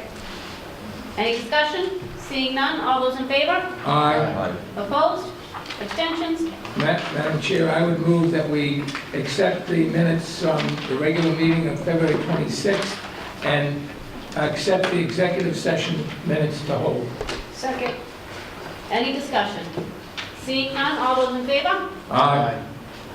Opposed? Abstentions?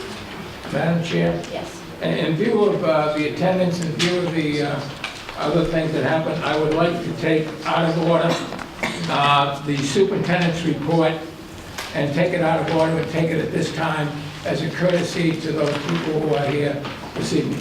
Second. Second. Is there any discussion? You want to do the whole superintendent's report? That is correct. It's got two budget things plus the calendar. Okay. The discussion-wise, I just want to first thank all the people that are here and made their comments from the Finance Committee and Board of Selectmen for your comments. I think you should have got a thank you from us for making those comments here. But now we're going to get into some discussion, I hope, earlier than later. Thank you. It takes a 2/3 vote.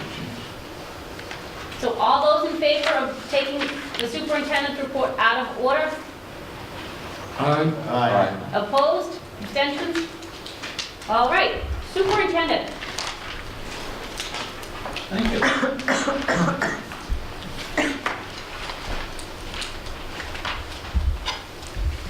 Actually, the 14-15 budget was a carryover from previous meetings. And I didn't know if there was anything else that needed to be brought up about the 14-15 budget, the current year's budget. I was asked to leave it on the agenda. And that's why I did it as a whole thing. I didn't think there would anything come up. I just... There is 1450? Yeah. Current year budget. This year. I'd like to talk about that briefly. At some point, not to interrupt your report. All right. then we can move on. I will tell you, however, when Christine talks about the monthly financial statements, she certainly will address some deficits that we're dealing with in the 14-15 budget in particular. We have been affected in ways that we hadn't expected when it came to dealing with snow. Snow removal, both on the property as well as the crew that came in to help shovel off roofs. So we have some unusual expenses that... Madam Chair, I wouldn't be opposed to do that at this time if that's convenient for Christine and John. I don't know if it is convenient for Christine. If they're gonna make some moves in the 15 budget, we may as well see I them there. don't know, Mark, This is, and it came from what we were going to start discussing a little bit of on this evening at the meeting that we couldn't have. But briefly, we have some, and this is not in any way against the comments that were made by the selectmen from Halifax, but we have some financial requirements that are a little different than towns. And we have some emergency snow-related, weather-related damages that we have to make sure that we pay by June 30th. And that requires us to use E&D money to do that. And that's why I asked to have the budget item stay on the agenda so that we can discuss those things legally at this meeting. But the time frame of doing that to be as nice as we possibly can and save as much money for all of us collectively is, at some point, we are going to give notification when we have that number to your Board of Selectmen and your finance committees. So then we will make a motion within the time frame that meets the requirements of the 45 days, which is probably April. It may be the March one, but we're still researching that. To actually make that motion, so it'll appear on your special town meetings, well within the range, so you don't have to have additional town meetings. But we wanted to make some motion soon, put that number out publicly, so all the towns, all the people of Halifax, Plimpton, and Kingston can understand the impact of that budget item. And unlike the municipalities that you represent, we can't not pay that bill. So to be fiscally responsible, we have to either get that on the agenda and have a mutual agreement that we're going to put that forward to the voters, or we're going to have to look at, I don't know, paying sleeping teachers or not paying. We have to pay the bills by the end of the year. And we do at some point, just so you know. We do Right, have to- at some point you do, but we have to pay them by the 30th. You've got a little more. So anyway, that's what we're going to do. As soon as Mr. Tuffy can put his hands around what that number is, we still have bills coming in, we're going to make that announcement. That's why it's on the agenda. Thank you. So you're going to be asking the towns for an article for the special town meeting? Correct. Okay, because we have to open our warrant. You have to open your warrants and everything. I just So- want to make sure that we do it, so, yes, okay. I was hoping that we would have enough, this announcement tonight, but I don't know if we're going to be able to give you a tangible number. We can give you maybe an up-to number tonight. So that's, it's again, we want to communicate with you what we have coming and try to put it in so it doesn't cost people having additional time. Madam Chair, just from you to Elaine, so you already have a special in the annual? Yes. Okay. And that's like April 10th or 11th or something? The 11th. Okay, thank you. And obviously, we don't get the benefit as much on snow removal, so you people are now getting a 2-year break from the state if the governor's bill goes through. So that's the type of thing you might see. We would look at that. If we don't find insurance, we don't find FEMA money, we don't find another way to pay that bill, then obviously we need to have a contingency article on town meeting, and we may get that money after town meeting. So what I'm saying is, we would, with that understanding, we would only spend the money for that out of E&D if we had to. Okay.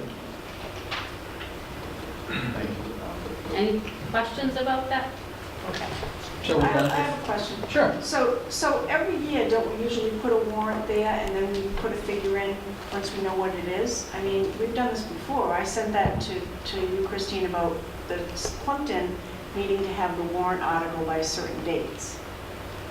I mean, this is something new. We've done this in the past. But he's talking about 15, not 16. Right. You might be able to do that for a future fiscal year, but No. he's talking about this fiscal I was year. talking about the special town meeting prior to getting into the town meeting, but... I have, if I could, For Silver Lake, I have never had an experience where we have gone to the special within the annual or special town meeting and asked for supplemental appropriation or a change. And in fact, in terms of snow and ice, gosh, we've always made it work within the existing budget. It's just that this year has been very strange. I mean, we have about $50,000 we budget for snow and ice. We have spent about $165,000. Up to $180,000 today, plus employee overtime. Yeah, I mean, it has been incredible. I mean, we do an awful lot of it ourselves with our people, and as soon as we had the kind of snow that we had, the length that we had, and the amounts that we had to bring in contractors, which is something that we just not having to do. That and I have never shoveled roofs before I had to shovel roofs. I mean, it has been something else, and I think the towns have dealt with the same kind of thing. At the elementary level, certainly with the Plimpton School Committee, the Kingston School Committee, the Halifax School Committee, in years gone by, we have asked to move money between vocational education to the regular budget, or to move money from special education last year in Plimpton to the town budget. So those things happen all the time. Silver Lake is, as I said, we've never asked for supplemental appropriation that I can think of. I guess it must be all the other departments that move money Yeah. around in special town meetings. Correct. We've always paid our own. Thank you. Okay. All right. 16 report. Well, On to the next. Do you want to do the budget and school calendar? yeah, Let's do the school calendar first, because that's easy. Now, let's go to the budget.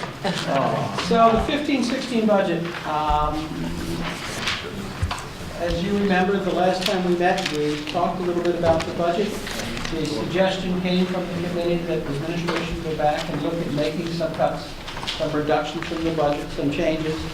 And with the help of principals, some other people in the buildings, your brain trust such as it is, which is Christine, Joy, and myself, have gone through and have some recommended changes to the budget. We will talk about that budget, and then maybe we'll talk a little bit about assessments as well, because those are two different issues. To go through what some of the reductions we took are, we had just one retirement that we know of. The assistant principal at the middle school retired. And I'm actually going to go through, the committee has this list of reductions. I believe everyone has a cover sheet. I'm not sure if you have the list of all the reductions, but on line 105, the assistant principal salary, we were able to take out $17,300. That is a known retirement.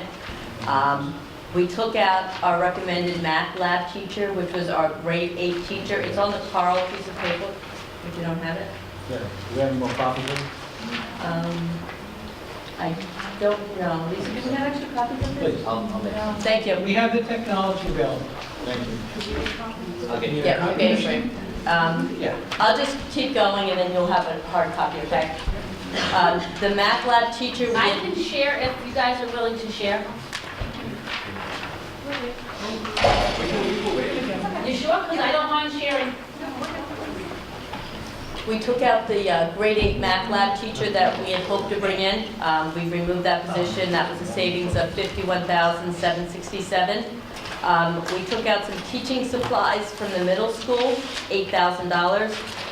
We lowered professional development by $2,000.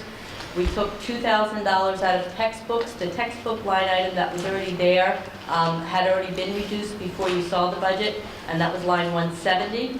Out of instructional hardware, line 179, we reduced that by $75,500. Out of instructional hardware, line 180, we took out $7,680. Music festival transportation, we level funded it, took out $250. We totally went through every area. Nothing was sacrosanct. Everything was looked at closely under a microscope. The acquisition of equipment, we took out $15,900. Replacement of equipment, we took out $4,000. Some supplies for our psychological services, we took out $2,289. There were two new coaching positions we had asked for, assistants, The swim coach, we removed that position, was $1,913. The assistant freshman volleyball coach, we removed that, $1,500. Teaching supplies, we took out $9,250 from the high school. Professional development, we took out $2,000. For instructional hardware at the high school, we took out $205,500. For textbooks at the high school, we took out $47,300. Library books, $5,000. Athletic supplies, $5,000. Maintenance of equipment, $16,750. Our group health and life insurance, we reduced from 5% to 4% increase. We believe that's a good number. That was a savings of $25,500. For replacement of equipment, which was a mower, we removed that. That was $87,021. Replacement of equipment, a truck. This year has really done the number on some of our vehicles, which were already in bad shape. We removed that, $57,495. And some textbooks from our vocational program, we took those out, $5,000. And a mortise machine for the vocational program for $5,000. The total of that is $660,915. This was a painful process, but we heard you loud and clear. Mr. Creed has often said there aren't that many paper clips. I have to tell you at this point in time, we're all going to be sharing them. This is really a tremendous hit on the budget. We heard you, and we really touched everything that we were able to. The budget now, the difference between last year's budget and this year's budget is down to 2.5%, and it is a difference of $563,379. So we did get it down to 2.5%. In our effort to work together. $563,000, what was that number? $379. Can we have that number again, please? $563,379. That's the difference between FY15 and FY16. Joy, I have a question. Sure. What's the impact of these cuts? We're not touching programs. We're still going to offer the same program We will- year over year. That's correct. We will still be offering the same programs. We put off implementations of some textbooks. For supplies, it will be very tight, but our hope is that, we'll be able to get through. We'll have to. We looked at every area. We put off printers. We put off professional development opportunities. Again, the coaching position, the math position. We tried very hard to look at every area as closely as possible, to still be able to run the programs, to have the quality we have, but to be cognizant of the situations the towns are in. Chair, well, I have not been a supporter of curriculum coordinators. I'm still not. I don't like the computer situation. And basically, I would have kept the math teacher. Again, we're a people organization. 76% of this budget is people and their benefits. And I see addition of assistant principal salary. Does that mean somebody's less or more? Or We're replacing an assistant principal. He's retired in March, at the end of this month. Our middle school assistant principal is Oh, so in other retiring. words, you're going to hire somebody and it comes in a little less? That's correct. All right, but the point is, I would have kept the math teacher, but, you're postponing the big hit another year, and next year, you're going to go through this whole scenario again, and then you're going to see you need this X, Y, or Z because of where you are. And sometimes you have to look at a budget that's people-orientated, and that's where you got to go. And I don't see enough in it. Now, is there anything in here to use E&D to support the 16 budget? Because I wouldn't do that. But is there any, at this point, to use any E&D for the 16 budget? Either John or Joy or Christine or whoever. At this point, no, and we'll talk about it in a little bit when we talk about assessment. Okay. Now, At this point, no, but maybe. at this point, no, period. What the future brings is up to the committee, not up to me. But it won't be your recommendation, or will be your recommendation? I don't know. Mark? The foundation ratchet that we've been going, I'm just concerned that we're getting closer and closer to foundation, which is that adequate education no one wants to have here at Silver Lake. And I was curious, I mean, we don't know minimum contributions yet. We do know minimum contributions. Oh, we do? Yeah, they just came out a couple of weeks ago, and so we had to put together for the first time some assessment.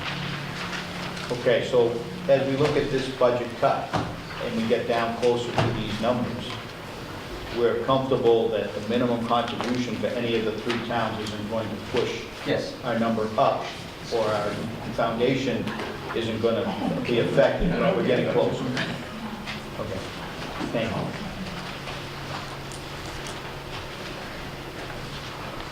Madam Chair, as a personal note, could we introduce this young man? I guess he's a scout, and I thought he was a vocational student of the year, but maybe we could recognize him for coming here.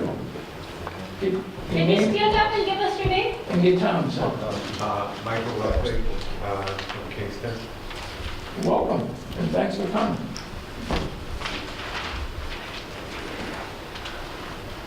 Citizenship in the Mark, you should. No, I just, scout from the troop that I'm associated with, and working on citizenship in the community merit badge. And selectmen or school committee meetings are required, one of those two. So he thought this was going to be the one that's less painful. So maybe you should be considered. Thank you. Thank you for coming.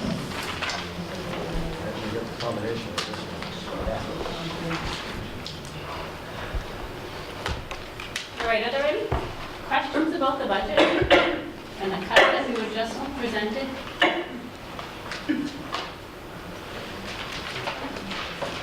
Lori Costa from Halifax again. I just want to go on record. I had asked if we could do an exercise that the committee wasn't really thrilled about, with due respect. And as a offshoot of that, I had tried to solicit some questions from the community that they had about the budget. And I want to thank Ms. Hanson for taking time to attend that meeting, and Ms. Springer for also offering to view the questions once we gathered them. I did want to just state for the record, we've not had enough time to prepare questions to give to the committee, but we are working towards giving those to you well in advance of the meeting on the 26th. I would like to note, however, I did ask for the updated line item budget if it had changed. And I see that we're in version 2, so I would really love if you could share the most current version of the budget after this meeting so I can get that out to the community. Thank you. I do have a question. Is it within MIAA's regulations that no assistant swim coach is needed for safety reasons? For the size of the team. My question is, are we still within the guidelines safety-wise? Yes. With MIAA not having an assistant swim coach? Yes. Mark? The math lab teacher is from which school, and could the principal address the impact of not having that teacher? So the math lab teacher is for middle school, and one of the things that we were looking at to have a real impact on our math scores was to bring a math lab to the 8th grade to help instruct some of the core concepts that are in the 8th grade math classes currently. So what happens is the state requirements, or guidelines I should say, not requirements, but guidelines mandate 60 minutes plus per day, every day in mathematics. And so our teachers are trying to catch up to all the requirements as the state continues to push these standards on our students, and if they're having trouble keeping up. So what we looked at, which is our 7th grade math structure, which we have 3 7th grade math teachers, and then we have a math lab in the 7th grade. Our student growth number in the 7th grade is above 60, which is high achieving, and that's across all 300 students, and you take that number. And we want to mirror that, same school, same students, same building, same teachers, and mirror the way that we instruct in the 7th grade.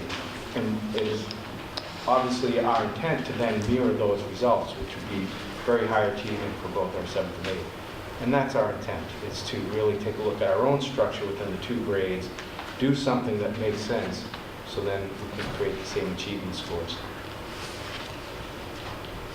Do you have any resources available within the math teaching that you have? Is your 7th grade math lab teacher totally utilized on all, I mean, is there any overlap that you could use for the other grades, the 8th grade? I evidently is your 8th grade teacher cutting or not funding?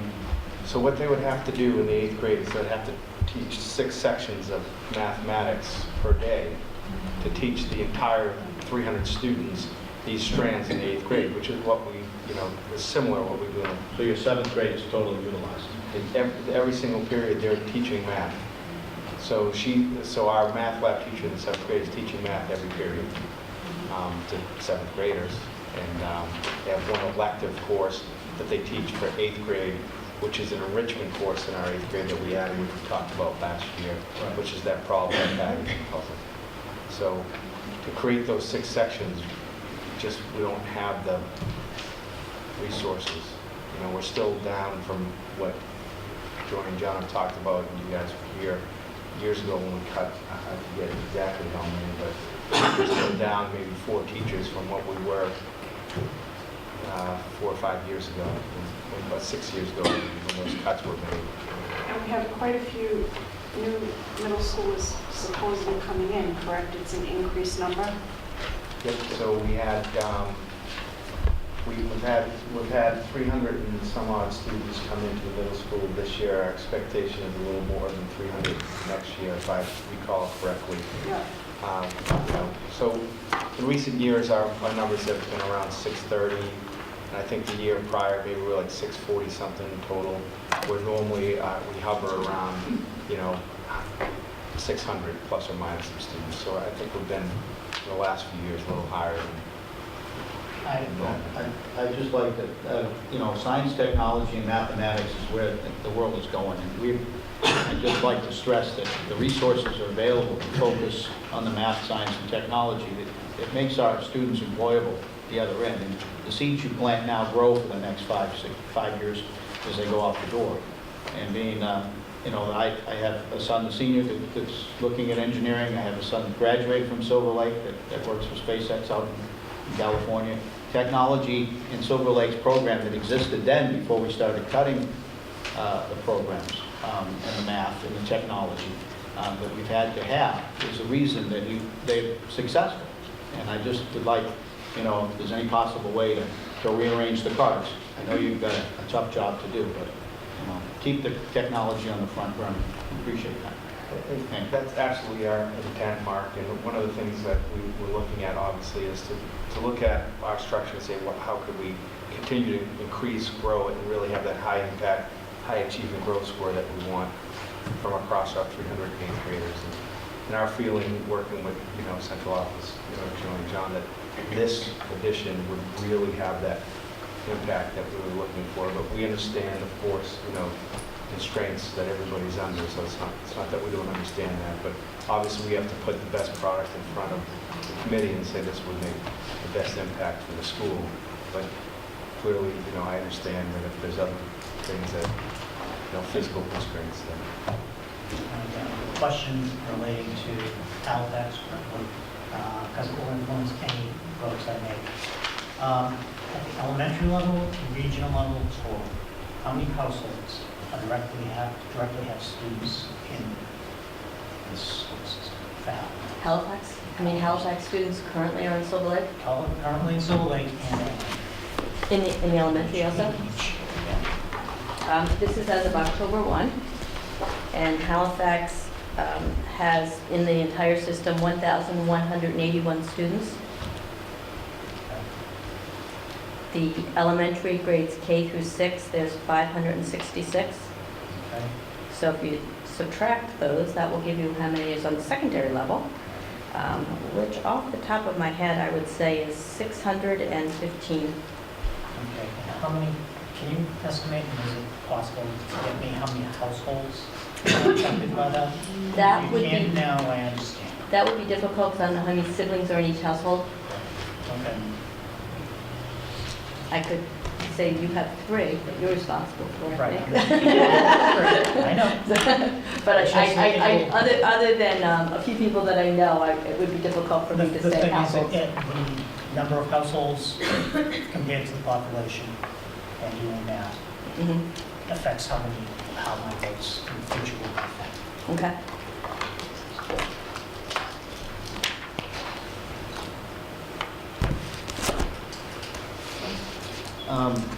Back when we were talking about equipment items, I noticed you've pulled some off here. There were a couple of treadmills and ellipticals for middle school that were part of a health program, I imagine. Yes.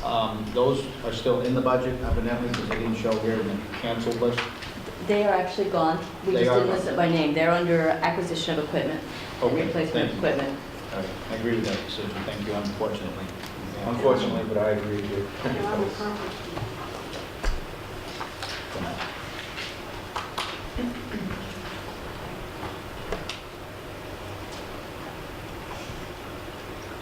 Just back to those pencils and toothpicks Mr. Green kept talking about.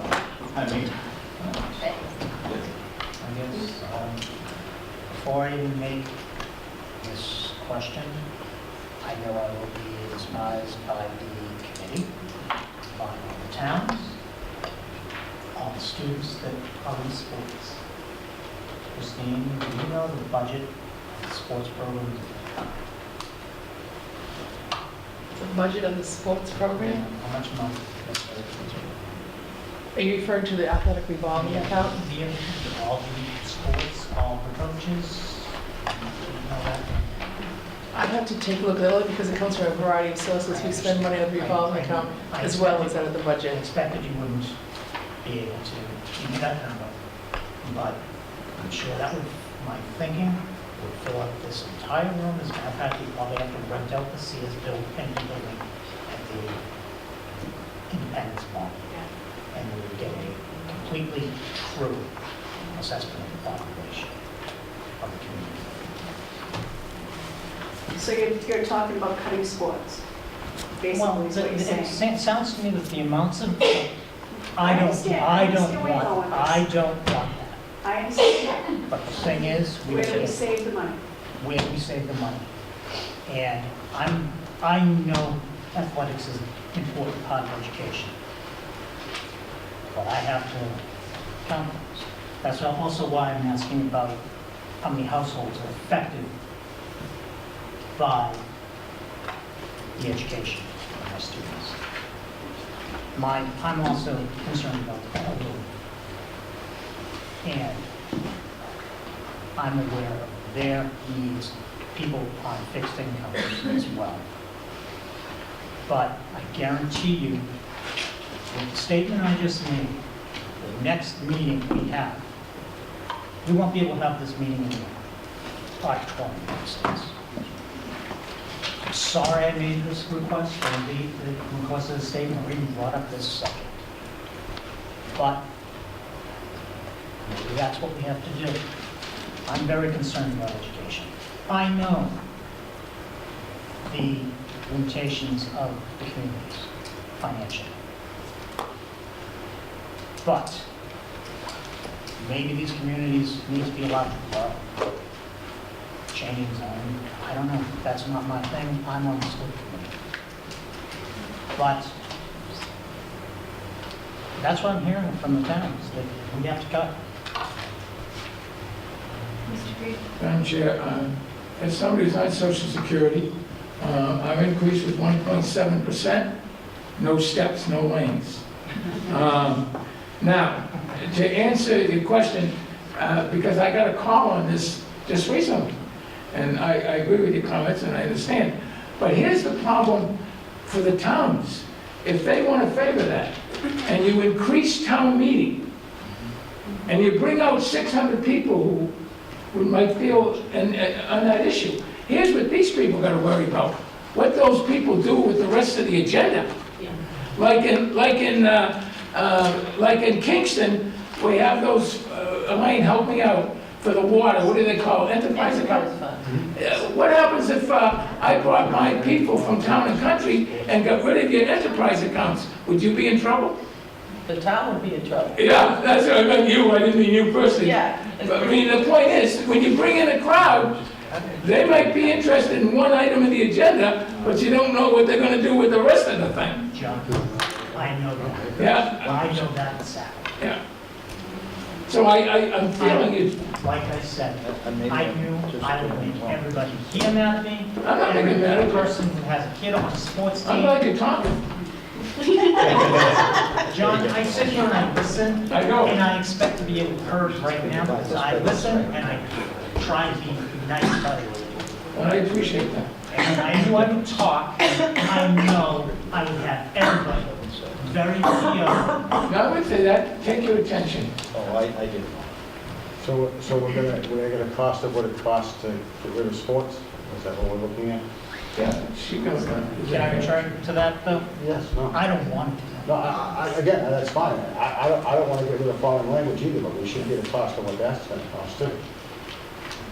Okay, I'm having flashbacks, guys. It's something we don't have to have. There's a hand up.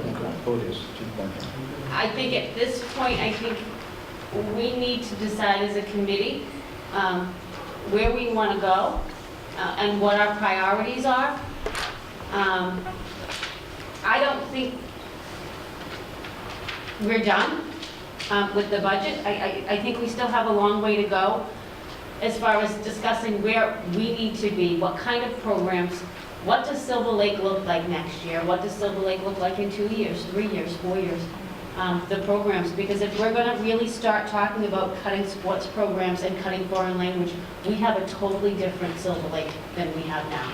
But we're going to have a totally different Silver Lake, taking the 600,000 out of here as well. Yes.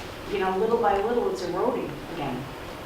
Again, we're looking at about $280,000 of this 660 is cuts in instructional hardware. Is that what Mr. Pello brought to us? Yeah. Can he come back and then tell us what we're not getting now?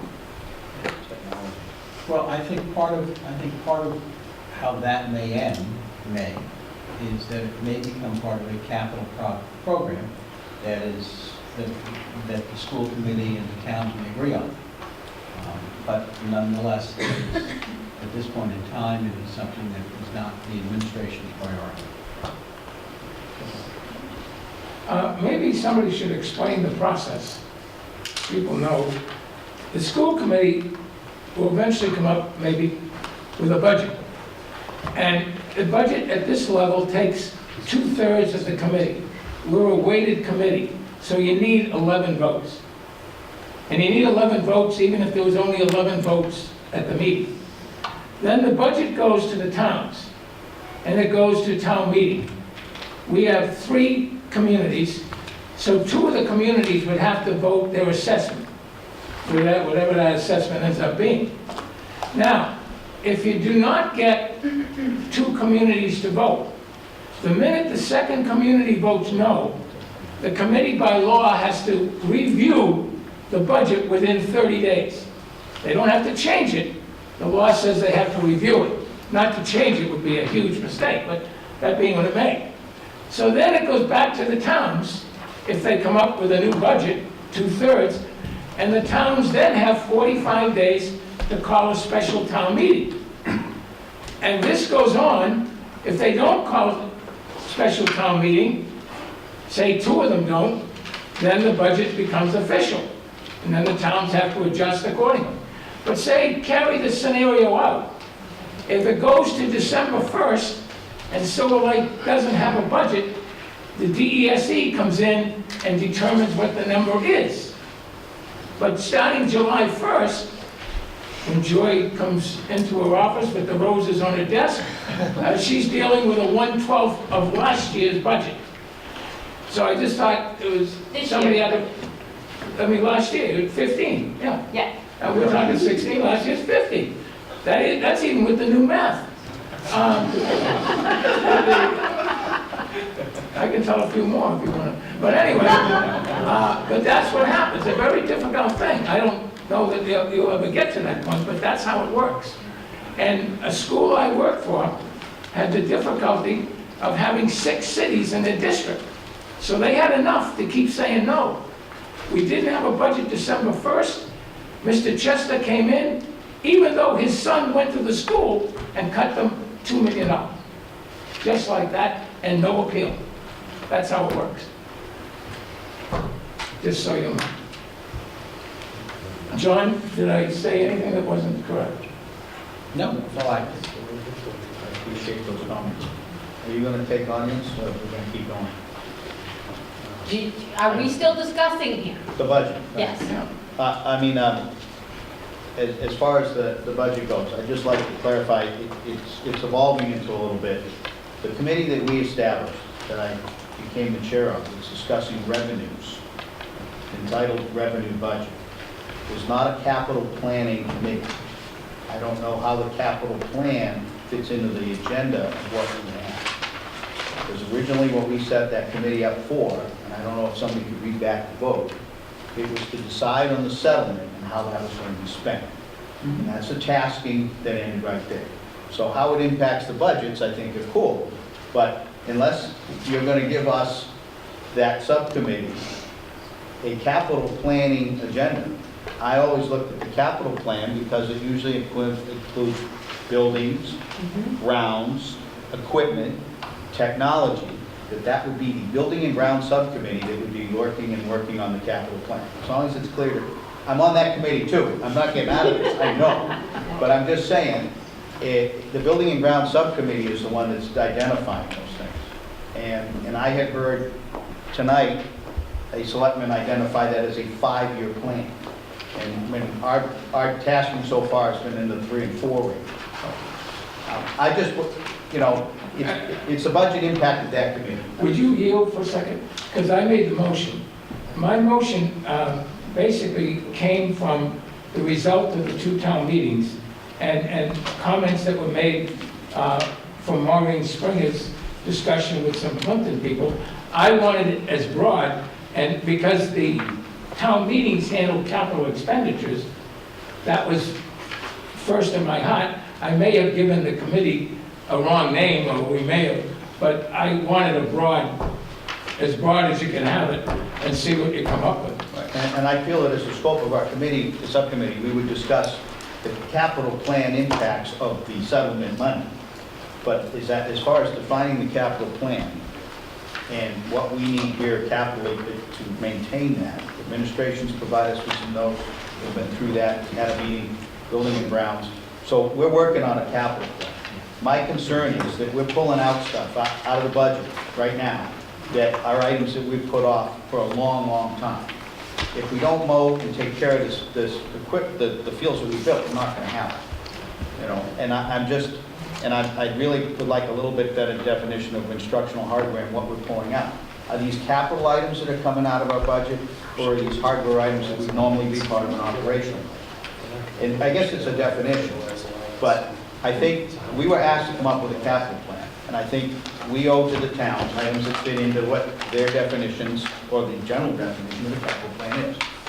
And my personal opinion is there are some technology items that are switches and hardware that are involved, whether or not the internet works here, is a capital item. And then we have things we're going to do to the administration building that, you know, need to be part of a building, or part of the grounds. And we should stay in those categories. These are the grounds things, these are the building things, so we don't miss anything that we need to fund sooner than later. Now, we've been, in the past, funding our capital budget, capital improvements out of our operational budget. We've been taking a little bit here, and to be honest with you, haven't done much of anything because we've got a new school. So as we start to maintain the property so we don't end up building all new schools again in 5 or 10 years, we have to, are we separating these two into 2 different paths? Is this budget that I'm looking at going to include capital plan? A line item for capital plan? So Mark is correct. Well, after the last meeting we had about the revenue from Pembroke, we then had a building and grounds committee, and we brought all of the people together and had Joy redo the plan. It's now called the Capital Plan for Silver Lake Regional School District. I thought we changed the name of that. Oh, yeah, Jim's name's on here. Capital Plan for Long-Term Equipment, Building and Grounds, Improvement and Maintenance Plan. So if we have copies, can you pass this out to everybody, please? This was what was going to be discussed at the 5 o'clock meeting, and I think that I'm getting confused because we took things out of our budget and we moved them over to the capital plan in the hopes that when we come to an agreement with the towns, that we'll still be able to get some of these things done. If the capital plan, I meant for them. Oh, we all have? We don't have, I No, just I got don't. one earlier, Yeah. because I'm on Building and Grounds. No. My concern, and I've said it to a couple of people, is that we specifically took out the CTE buildings. They're not in the budget. We moved them to the capital plan for the first year of the capital plan. We've already told Mr. Glass that that is go. We're doing it. Well, that's an educational supply now. It's not in the current budget. It's not fitting in the current budget. In this, No, it's not. not in here now? It's not in the It is not in there. Okay. So let's just say that we cannot come to an agreement with the three towns onto how we're going to share in the funds and pay for some of these capital items. We keep calling them capital items, however you want to define what the capital plan is. What happens? How do those things get paid for? Well, that's why you have a form of government we have, which is town meeting. You bring it to town meeting, and they decide. You present a budget, you can come up with a supplementary budget. I don't think that's a good idea, but town meeting makes the ultimate decision. And we know from past experience that if we don't get on board with our selectmen and our finance committees, that this year is going to be worse of a zoo than it was a year ago. I don't want to go through that again. John, you and I have been doing this forever. We need to come to some kind of an agreement. And I don't think we're working towards that. I don't get the feeling that we're doing that. We sit here and we ask the questions over and over, but we're not getting anywhere. Madam Chair, I feel Maureen's pain, if you will, but unfortunately, it goes back to what might have happened at 5 o'clock. And I'm unfortunate, but that's what was real, because we don't know what might have been dialogue, maybe something would have been open to work a deal, we don't know that. Because, unfortunately, it didn't happen. And I appreciate Mark and you people trying to get another one together. But we made a mistake as a unit, and now we're paying for postponing again. But I can tell you, from what I hear from my town and my residents, which are basically older people, this budget would not survive town meeting with their vote if they showed up. And I'll quote our distinguished superintendent. The people I live with, John and I call super voters, because they vote, and they're there. And that was a problem last year, I think, across all three towns, is we can't get parents. When we talk about our budget, when we talk about, what we need for the schools, but parents don't come out and talk. Okay, but if we come to an agreement, which I'm sure that we will, with our selectmen and our finance committees, and they stand with us instead of against us at town meeting, You got a better chance. that will make the difference. No, And Ed's comment about, if you want parents out here, it's happened before. We were going to cut foreign language a few years ago. We had to use the auditorium for crying out loud. We were going to cut wrestling one year and was afraid to come in here. There were so many people. They want wrestling. Exactly.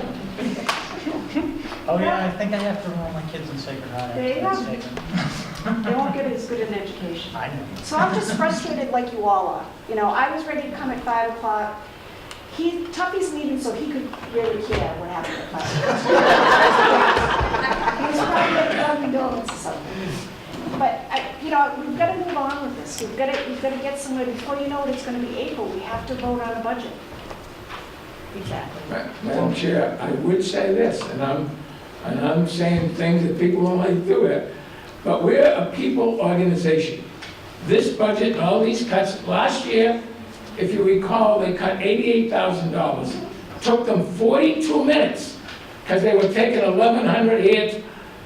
We're a people organization. I know that. I said 2 years ago, we couldn't sustain what we were doing. Unfortunately, the majority didn't agree with me, and that's fine. But we still can't sustain it. And this budget doesn't sustain it. You gotta make the tough decisions, because we are what we are. Silver Lake is not Lincoln, it's not Carlisle, it's not Weston. Silver Lake is what it is. The geographics are what they are. It's what you can afford, and 2 years ago, we went in the wrong direction. And it caught up with us. And we're not gonna, if you adopt just what I told you I wouldn't cut the math teacher, some of the things that Mark brought up, but if you just adopt this thing, next year you'll be doing the same thing. To echo what John said, profit in education is the education of the students. And I'd rather save my children. I'm saying, I just suggested it. I don't really want to get rid of sports. And just ask the question, get back to what we're discussing. I appreciate everybody's comment. This budget virtually has no capital improvements in it. There are no significant hardware items that we're going to keep over 5 years. There's no equipment in here that we're going to keep over 5 years. Okay. I mean, that's what this is totally an operational budget. So, I mean, somebody stop me if I'm wrong. I see equipment, I see buildings, I see technology, and ground. Okay, and to speak to my colleague's point about athletics, the grounds items that we need to maintain are primarily oriented, with the exception of the parking lot, athletic. Okay, so providing some relief for our athletic facilities through the sports fee system may be an avenue we need to consider. That'll pretty much fill your town meetings with your kids, parents coming from school, but as you said. But, I mean, we have what I consider one of the best programs for sports by allowing our youth to participate in multiple sports with the same fee they pay once for one sport or for the whole year. And we may need to investigate changing that.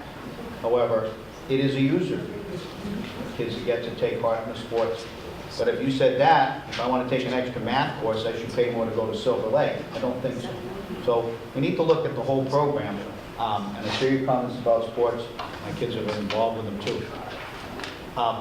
If we go forward and we look at this, we're $563,000 above level funded, but with a 2.5% increase.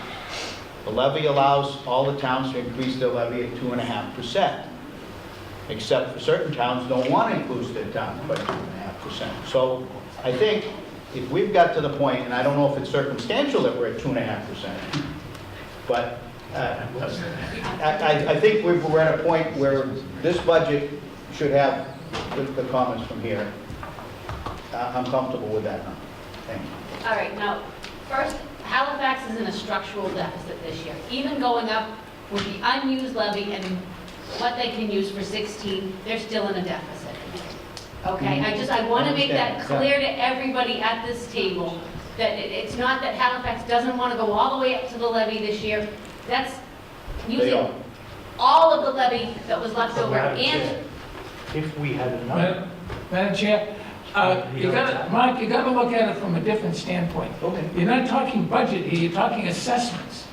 And that means a factor you can't forget is kinds of communities. That comes from the state. So the budget may go up 2.5%. Some towns' assessment may go up 11% based on kinds of communities. So you can't use just the straight 2.5. It doesn't work. So I guess my question is, would you like to cut? I heard level funded. Should we cut 2.5% from last year's budget?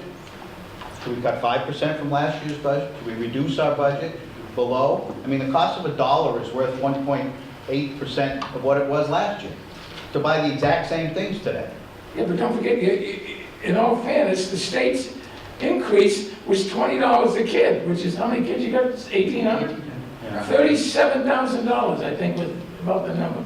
There's a hand over there. Yeah, but, I mean, reasonable expectations, I think, is really what, I'm curious where we think we're supposed to go. All right. Can I take some questions from the audience?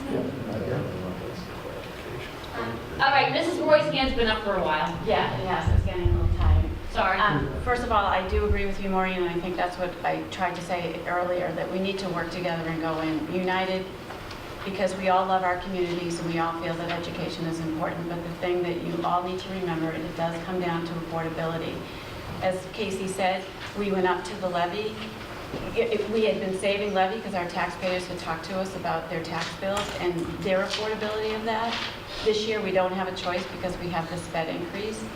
And I just want to mention, I know, Ed, I got a little confused of where you were really going with the education. It sounded like about the athletics that you wanted to cut the athletics just to get a crowd of parents in here to somehow maybe support the budget.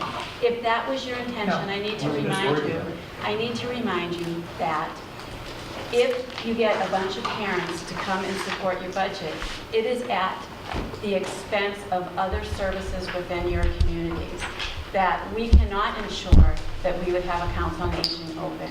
We could not ensure that we would have a youth and rec program. So these are not choices because we just don't feel like making the choices. It really are choices because, again, there is only so much money that we can raise. And our taxpayers have told us in years past that they are not interested in even going up to the levy. Our taxpayers are going to get on average a 4.5% increase based on what we've calculated by going up to the full levy. And they may see cuts in their services. They will not be happy taxpayers, and they will not have an appetite for any kind of an override because the economy is still in a bad state. These people do have to make the choice between their medication and their tax bill. That's the reality. We see it. We know our community. We talk to the residents. Not just the parents from this school. We talk to the residents that elect all of us and pay the tax bill. I check my kids at the door. I never talk about that I have 4 kids and that I have 2 students currently in this particular program. Over the years, I've had to make recommendations to cut at Silver Lake, and my children have been really upset at me. But guess what? I tell them that I was not elected by them. I'm elected by the town. It's tough for me to check my children at the door, but that's what I do, because that's what I am charged with. Yeah, just want to make it clear, when you say you have to do what the finance committee wants you to do, or the board of selectmen's what you want us to do, it's not that. It's like Kim said, it's what we're hearing from our own communities. Like John said, people are telling us we can't even afford what we have now. Kingston, yes, is probably better off than Plimpton and Halifax. But we had a school override a few years ago that barely passed. It barely passed. So it's not, we're just bringing you a message that we're hearing, because if these budgets go to town meeting, I don't think they're gonna pass. I mean, and we're just trying to be honest and avoid all of that and get it sooner than later. It's not satisfying the people sitting in these chairs. No, it's awful. We feel just as badly as you do. All right. Jason, and then I'll get back to the audience. Can you go to page 19 in the budget, please? Okay. No copy? We don't have, we just have the front page. First version. I'd just like to look at line 690, labeled fertilizer, line with seed, and look at the 2015-2016 number. Just would like to know What the where increase is what for? the increase is for. The increase is just purely because of the increase in the cost of the supplies.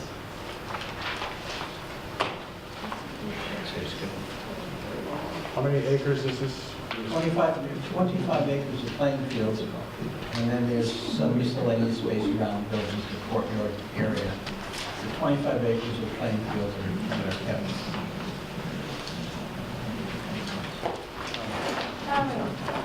Maureen, I just want to ask if we could get some kind of idea from the towns as to what they're looking for. We've heard that nobody has any money. We've heard about level funding. You know, last year we were right up to town meeting and still didn't know where we were with anything.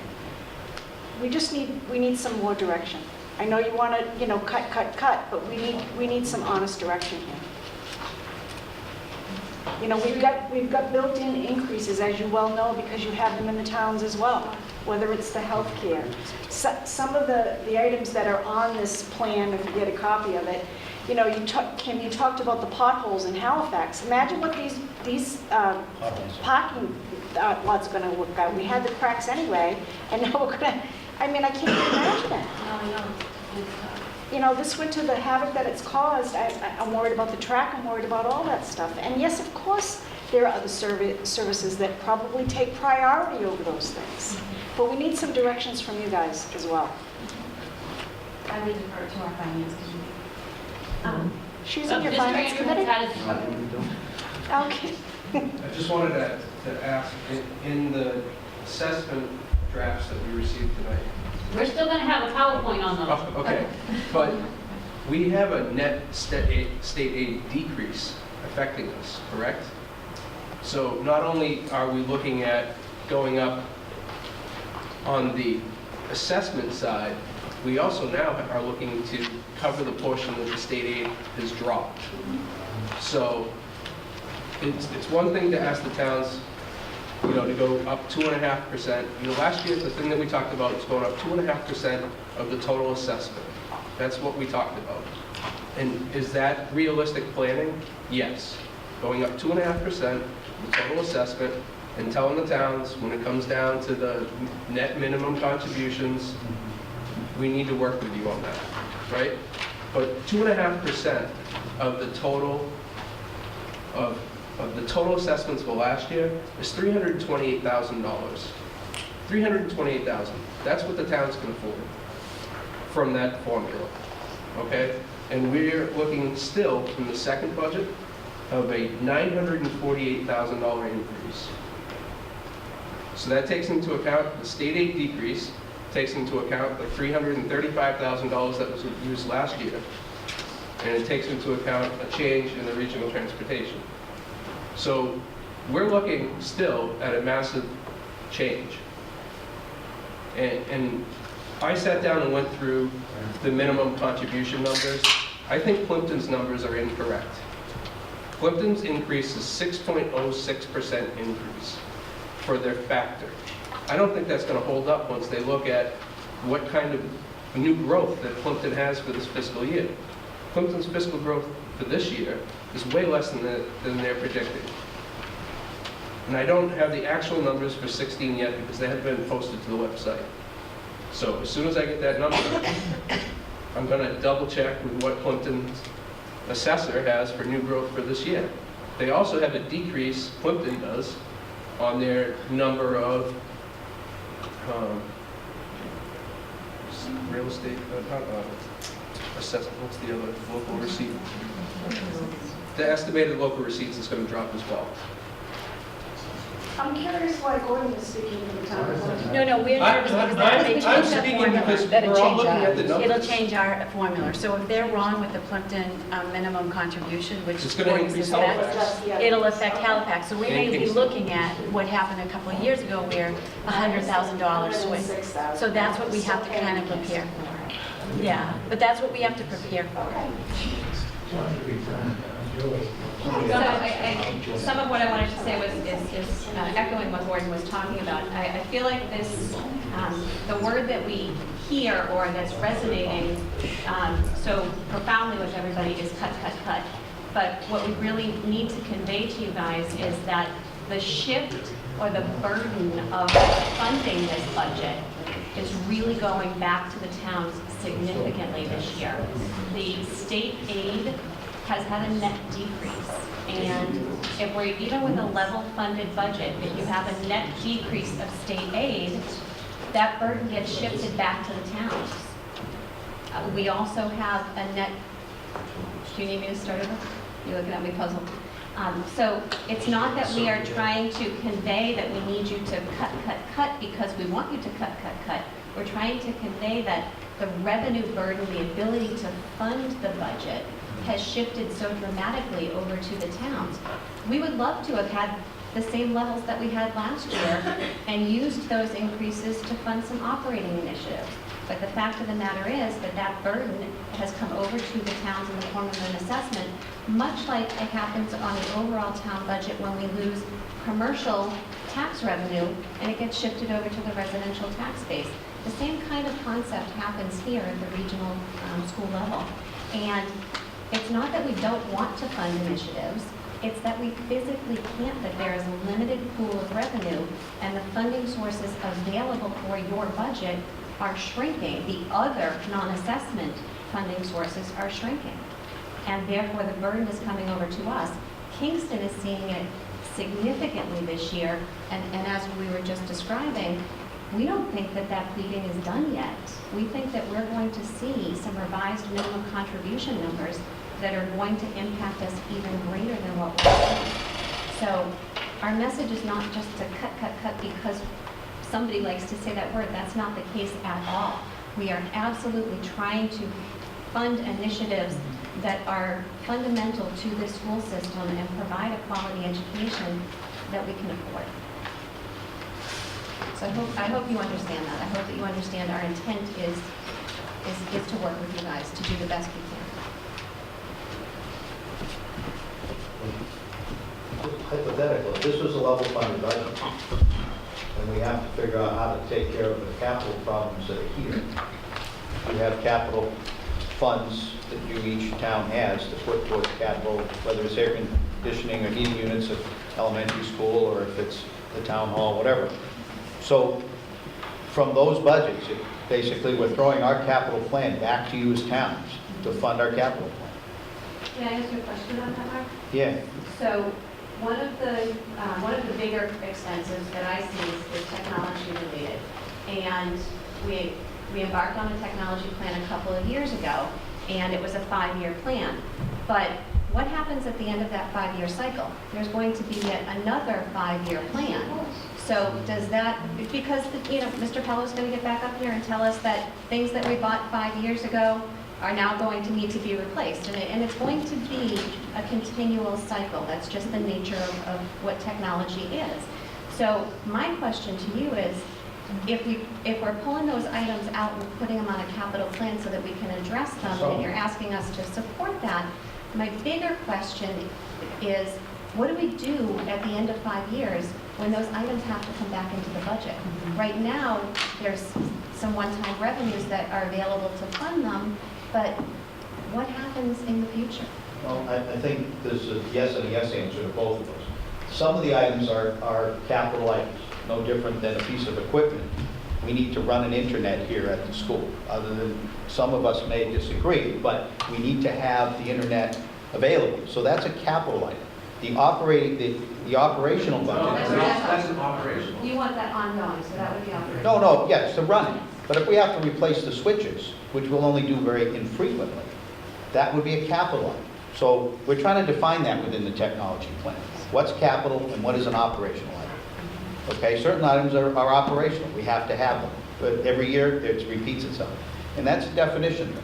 So I'm trying right now to push the capital items that we have, because we're developing the infrastructure to support this. That should be a one-time buy, a capital item, or replaced every 5 years if we need to change the switches, for example, that are part of that. And I'm not a technology guy. That's what makes it hard for me to define what's something we buy every year and what's something we're going to buy every 5 or 10 years that we put on the plan. So some of it is. I think we were trying to get our hands around our technology costing us around $100,000 a year as an operational fund number. And I'm looking for a number so I can give it to you and say, this line item on here is going to say operational, and it's going to be $100,000. I'm trying to get our capital plan level out so it doesn't have peaks and valleys. So I think it's important that the towns all understand that you may have to pay between $300,000 and $400,000 to support Silver Lake's buildings and infrastructure every year. That's what's going to have to be done, or you can take a $600,000 track and let it go to hell and then do it all over. But if you maintain it with small amounts of money, obviously, I'm in preaching to the choir. So that's what we're trying to do. Now, we also looked at the possibility of saying, what sports programs can we just get rid of? If we had no tennis courts, we'd have no tennis, okay?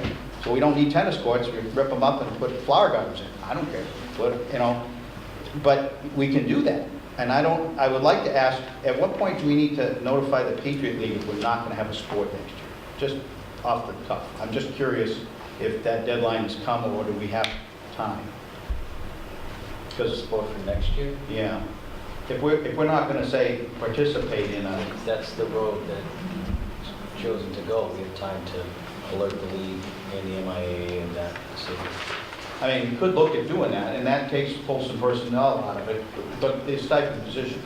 You're not going to lose the benefit package, you're not going to lose a teacher if you got wrote up for sport. And a lot of that's taken care of by the fees already, I understand. So, thank you. Hi, Lori Costa Klein again. I'm speaking as a parent, a taxpayer, resident of Halifax, someone who's on a journey to learning, as I like to call it, about how your town government works and how your school system works. So I got engaged in this process at the last town meeting in Halifax, which was extremely difficult to sit through, and I went to all 4 nights of it. There were some real heavy emotions that played out, and I speak as someone who has everything to gain, because I have a child who's entering 7th grade next year, who loves drama, plays softball and basketball, is into everything you can stand, and is also very bright and has great grades. So, and I'm very proud of her. So I make this statement because I've heard loud and clear in the community of Halifax that people can't afford it. I think you as a committee need to get in the community and start talking to taxpayers and building a case for the budget that you're putting in front of people and wanting them to support. And I really strongly feel, I know parents don't show up to meetings, we're busy, just like you are. I applaud you for volunteering and all of your service and your time, but you've got to get in front of people. I don't care if it's a newspaper, Facebook, a letter that goes home with kids, going to a senior center. You have to start talking to the community and getting people to understand what your plan is, because they don't. They just think that you're putting an inflated budget together. So that's just my 2 cents of advice for you. I'm here trying to understand it and articulate it and be a bridge, but you guys got to get out there in the community. That is actually on the agenda for later. Mrs. Roy. To Mark's point about the capital plan, I just want to explain to everybody that part of the Halifax problem with our capital plan is that because over the years we've had to cut budgets and keep line items still, and certainly we're going to have that problem with this year if we end up cutting budgets, is the only mechanism that we have to purchase capital items are unused, what's it called? I'm trying to think of the assessment thing. Oh my God. Overlay surplus. And free cash. So what happens at the end of the year, where we've been struggling, is that at the end of the year, we have less free cash to actually to support our capital plan. So for instance, I think I've talked to you before that our fire engine needs to be replaced. It should have been replaced 2 years ago. That's a problem. I think that's more important than a tennis court. I'm sure the parents don't, but that's our reality. We have, dump trucks that need to plow. Last year we had some issues with all of them falling apart. And when we talk about operational, your $100,000 for technology, from what I remember from last year's discussion, was just on the Chromebooks. It was about $100,000 that you had budgeted for Chromebooks. So on top of that, you are going to have the infrastructure that you need to support those Chromebooks. Again, you've started the adventure into Chromebooks, and we understand that certain things need to be done.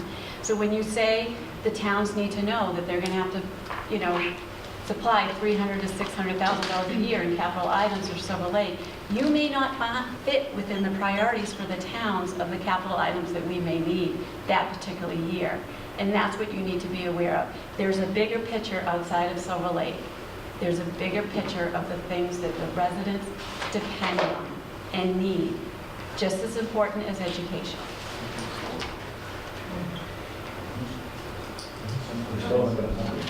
I have a question.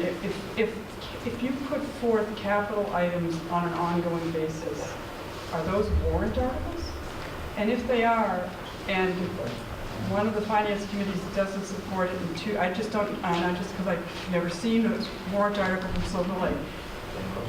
If we balance the budget and say we can't afford it, and Halifax and Kingston vote it, what happens? We have to call a special town meeting, reduce our other budgets. Is that how this, a capital thing? I believe that's She's asking about putting warrant articles on town meeting For capital items. for capital If items. you're talking about a capital I don't budget believe apart we from, No, I would say, I would not advise any school system to do that because you interfere with line item autonomy, and that would not be to the advantage of any school district. so Mark, when you're saying $300,000 or $400,000 a year, you're talking about within the budget? For capital? That's what I'm trying to I think that's the point of the last 3 months. I don't know the answer. Taking care of some technology.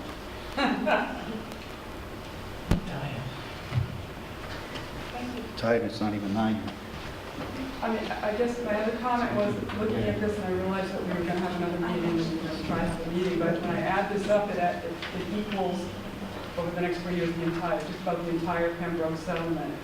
I think the voters at least the Halifax and Kingston special town meetings sent a very, very strong message about that. And it's troubling to me to have it just come back, and then I'm going to say, what happens the next year? Because if this happened, and I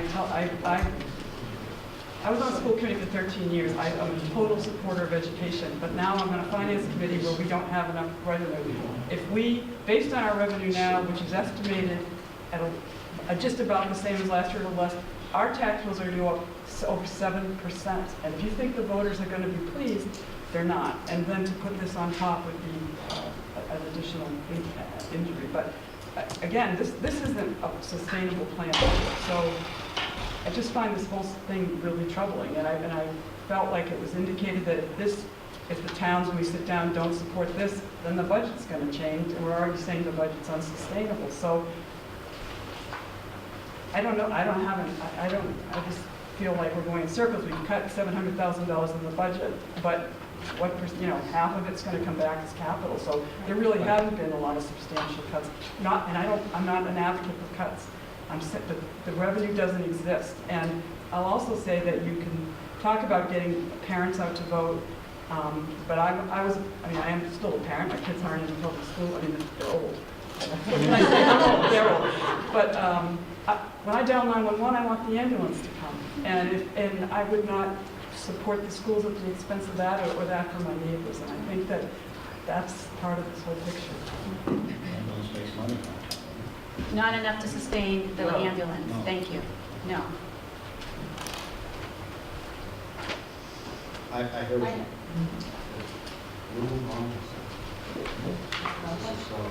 I just have a final comment. Prior to the town meetings and the different meetings that we had here, and all I kept hearing from all three towns was it's just the process that we don't like. It's not that we don't like your plan and the things that you need to spend money on. We agree with some of these. It's the process that we didn't like. So now we're trying to do the process again, and I'm hearing, but we're not going to do anything with the money. We want it all back.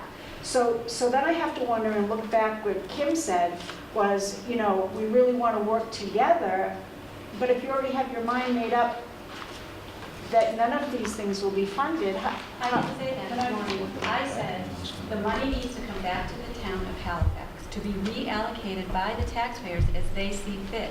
Some of those items may be funded in a decision of the taxpayers of Halifax, but we have to see how it fits within the priority of the other capital items that we have not been able to fund because we have had a lack of funds ourselves. It's up to the taxpayers. So I would not support something that would use the entire amount of Pembroke. That is not what I think would be fair. But a capital plan, spread out, a 10-year plan, like I asked for when we met 10 last years? week. You're asking for a 10 We have a year 10-year plan. We have a 10-year capital plan. 5. But that's when you Kingston, you have recognize. 5 or 10? We have a 10-year capital plan. We could have a They have 10 or a five. 5-year plan. 5? But I'm saying the reality is the money isn't all there. 3 years. That money was raised and appropriated for a certain amount, for a certain purpose. Pembroke reimburses, it's the taxpayers' money to see fit how they reallocate it. I'm not saying you can't, the taxpayers aren't going to give you back the money. I know it's harder to go to town meeting to make that decision, but that's the democracy that we all live in. Okay, so essentially, we're giving it all back, and we're asking you to help us fund our capital plan. Yes. It's all in your control. That's my, no, it's up to the taxpayers. Of the taxpayers' It's up to the control, taxpayers. I understand.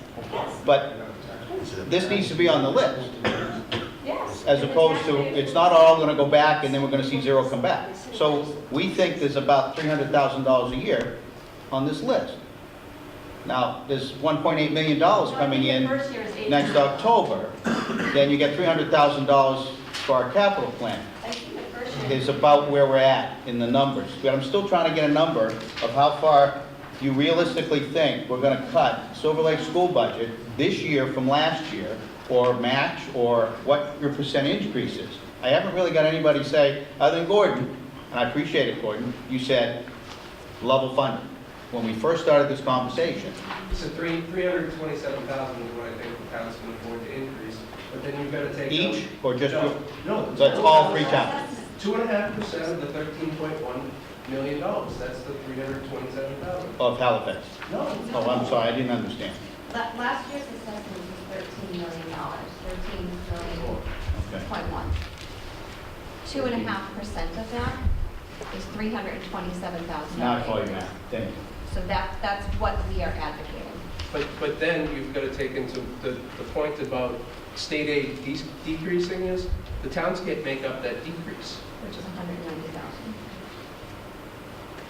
And then the one-time. And then the one-time money that was spent last year. I think that's why last year, we were kind of adamant about spending that $335,000. Not spending that. Because you're going to have to come for that $335,000 every year if we're going to be able to have a sustainable budget. And our point was, you don't have a revenue of $335,000 every year. And I don't know. I don't know. We're at the point where we're looking at budgets, we're looking at assessments, we plug in the numbers, we're going to plug in this number, we're going to go back to the other departments, and we're going to say, we have to make cuts. Because it's whatever comes out of tonight, that's what we have to do. But the whole point in trying to bring up time after time after time over these meetings over the last year and a half is the towns can't afford more than 2.5% of the total Silver Lake assessment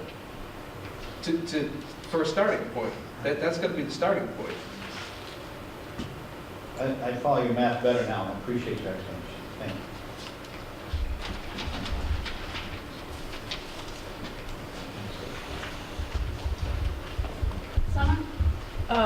Summer Schmeling, Halifax. I just have a question about a specific line item in the budget. If somebody could just speak to line item 90 on page 3. So if I'm understanding this correctly, this number in the last column represents half of what's allotted for that? No, half goes to this building, half is attributed to the other building. What do you mean other building? Middle school. The budget is broken up, high school, middle school. So the total number is 150,000, 250, or that's half? That's half. That's half, that's what I'm asking, so that's half. So I'd like to know what that number represents and why there's essentially over $100,000 increase if that's just half. Because it's $51,000 a jump here, so that's half, that's over 100. That Right? represents. Am I saying that right? The 3 coordinators. And last year, we added a science coordinator. the 2015 budget out of the science So coordinator.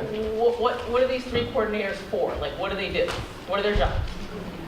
Like, what does that number represent? Like, one specifically just for science, one specifically One for ELA, one for Okay. ELA, one for math, and one for science. They teach and they coordinate the departments of both the middle school and the high school. So they oversee the department meetings, they do all the evaluations. In mathematics, it's about 25 people that they're responsible for. In ELA, 21, 22. Science, I think it's about 17. So they coordinate the curriculum, they do all the evaluations, they make sure the teachers are teaching the curriculum correctly, they do the analysis of all the MCAS scores. For the middle school, they help determine which students, when they're coming up, when they're doing the 6th grade placement tests, which programs would best meet their needs. That's pretty much what they're doing. The reason there's the jump is last year, we had a science department head, which only serviced the high school, and we increased them to cover the middle school. So typically, do department heads only cover the building that they're in? That's correct. The department heads are only at the high school, and they cover grades 9 through 12. Okay. So before we had coordinators, what did we have? Department heads for every department? We had department heads at the high school and nothing at the middle school. So there was no supervision other than the principal and the assistant principal for the middle school. Okay. How many teachers are in the middle school? 60 middle school. Teachers are, I think there's around 46, maybe around 60 staff members. Okay, around 46 teachers, around 60 total. Staff members, including paras and Speak to coordinators, they coordinate, we have 3 towns that provide an input to Silver Lake, and then Silver Lake 7th grade, and the jump to the high school. Each one of these is a transition. So we push the coordinators back down into surveying 6th graders. Mr. Creed doesn't support coordinators, and I think he's very public about that, but they're the bridging element that creates a consistent program that goes grade by grade, school by school, from 3 separate inputs, comes into the 7th grade. That, to me, is the most important part of a coordinator's job, is to make sure that the inputs are about the same. Because the last thing you want is half the kids waiting for the other half of the kids to finish learning what they didn't learn in the 6th grade. So coordinators do that. They take math all the way down to kindergarten, and they talk about where coordination is. Now, are they funded out of the joint budget? No. But again, that's a Silver Lake thing we provide to try to figure out how we produce a product out the end in 12th grade by creating that input. And that's what coordination does. If you take away the coordinators, then you're basically going to have a disjunction, 3 inputs into Silver Lake, and you're not going to have a bridge. Superintendent would have to figure out how you're going to educate the kids coming into 7th grade, and they have a different input, for example. That's part of what they do. No, you can't start. No, I'm just, I don't know who's helping us. But I guess what bothers me about it is, I look at it like an administrative type position, and these coordinators are also teaching, did I hear you right? They teach, yes, it's part of their job description. Okay. Because I guess somebody made the comment earlier, I believe it was remarkable, cutting the math lab teacher, or not having one in the middle school, and personally, that would be something I would fund over having a coordinator, just because. Thank you. If you don't have, I mean, you say that the coordinator acts as the bridge, but maybe the math lab teacher is acting as that bridge, because if that student isn't ready or at the level they should be mathematically, how are they even going to get from 7th to 8th or 9th grade if they don't have that math lab teacher? 6 to 7 is our biggest problem. I'm not trying to nitpick the grade, I'm just saying that, to me, that would take priority over having somebody coordinate. That's just my personal opinion. And being a student myself, I found the math lab extraordinarily beneficial to my education. And if I didn't have that, I probably wouldn't have done so well in math. So, I don't know if we completely answered your question about the $100,000 difference between last year. Or is it just 50 for this particular coordinator? well, it says it's half. Yeah, but I mean, that's because it's under one school, whichever school. We're under the... Okay, can I butt in for here for a minute? The total of line item 94, if you follow that across, okay, line item 90, 91, and 92, and 93 are totaled in line item 94. If we all remember last year, we added a science coordinator, okay? That jumps up into line 90. It's separated in this year's budget and is included altogether in next year's budget. So it's not a $100,000 increase. It's actually only, all right, my math is About $8,000. it's about $8,000 increase this year. And don't forget, the K-6 person, we're just paying that person, it's funded by the union. Yeah, the elementary schools pay that. We also Yeah, have but it still comes out of the three. Yeah, it's still.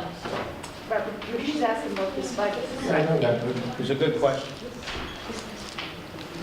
If I may also, we had a science department head last year who did end up retiring in June.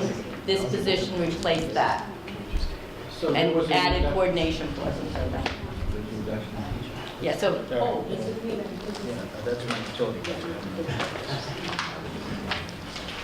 But again, we're going to do it. We can do it now, do it in March, but she's got the rest of her agenda. I would move that you wrap this up and we'll do the rest of our agenda. All right, I think we need to talk about the revenues and assessments. I think Just go ahead. that's an important piece of how this is done. We do need to give Michelle, our volunteer camera person, a chance to move the camera so that she can set up. So, but I would like to see John's PowerPoint this evening. So are we done with this now? I'd I like to think- table the budget. We have another budget meeting on the 26th. Yes, we do. And we It's been still lot have of a whole agenda to get through. All the interruptions. Mr. Friedel, 7 o'clock. Yeah, we can take a 5-minute recess. Okay, and we are back. The superintendent is going to talk about assessments. Thank you. Can I take this?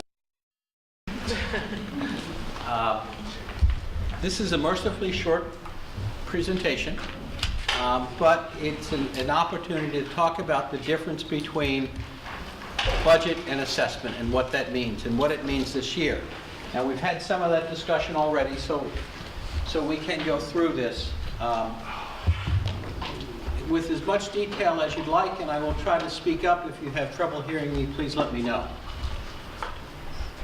Please. So, the 2016 assessment. We talked about a budget that has been changed, that gives us an operation budget that we can open the doors and run the program that we had this year.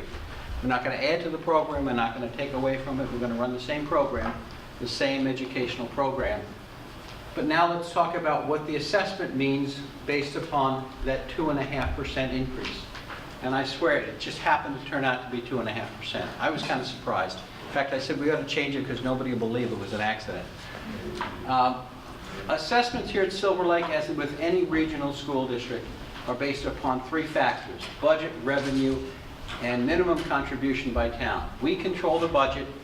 Revenue is somewhat up to happenstance, somewhat up to the state, because we get about 1/3 of our revenue from the state. And minimum contribution is a number that's set by the state and it has a big influence on how the total assessment gets split up among communities. State aid's about 1/3 of our revenue. I talk about something called net state aid, and for those of you who get the cherry sheet, this will make sense. It is educational aid plus what's called offset receipts, less estimated charges. The government giveth, the government taketh away. They charge us for certain things. This year, we've actually seen a minor increase, $20 a student, from in Chapter 78, but we've seen a larger increase in our charges. As I said, the government taketh away, and so our estimated, at this point in time, we're saying our estimated net state aid is $7,707,000. That's about $54,000 less than we got last year when you took the pluses and minuses and put it all together. Department of Elementary and Secondary Education does the minimum contribution calculation. That came out just a few weeks ago, right after the governor released his budget. In total, the district minimum contribution went up from $11,622,000 to $12,290,000. A $670,000 increase, but it wasn't equal. Not every town went up exactly the same. Mr. Creed mentioned kinds of communities. It is an estimate of what your ability is to pay and support education to a large extent. Halifax saw a decrease of $73,000. It's based upon ability to pay, it's based upon student population. Kingston saw an increase of $568,000, and Plimpton saw an increase of $172,000. What are our revenue sources? Well, going into next year, our revenue sources include reimbursement from Pembroke for insurance for some retirees, $138,000 next year. We will continue to get that revenue source until the last person receiving insurance is no longer collecting insurance. Not sure how long that'll take. CTE tuition. We bring in students, about 35 students a year, who pay to come to our CTE program. We have 6 programs now.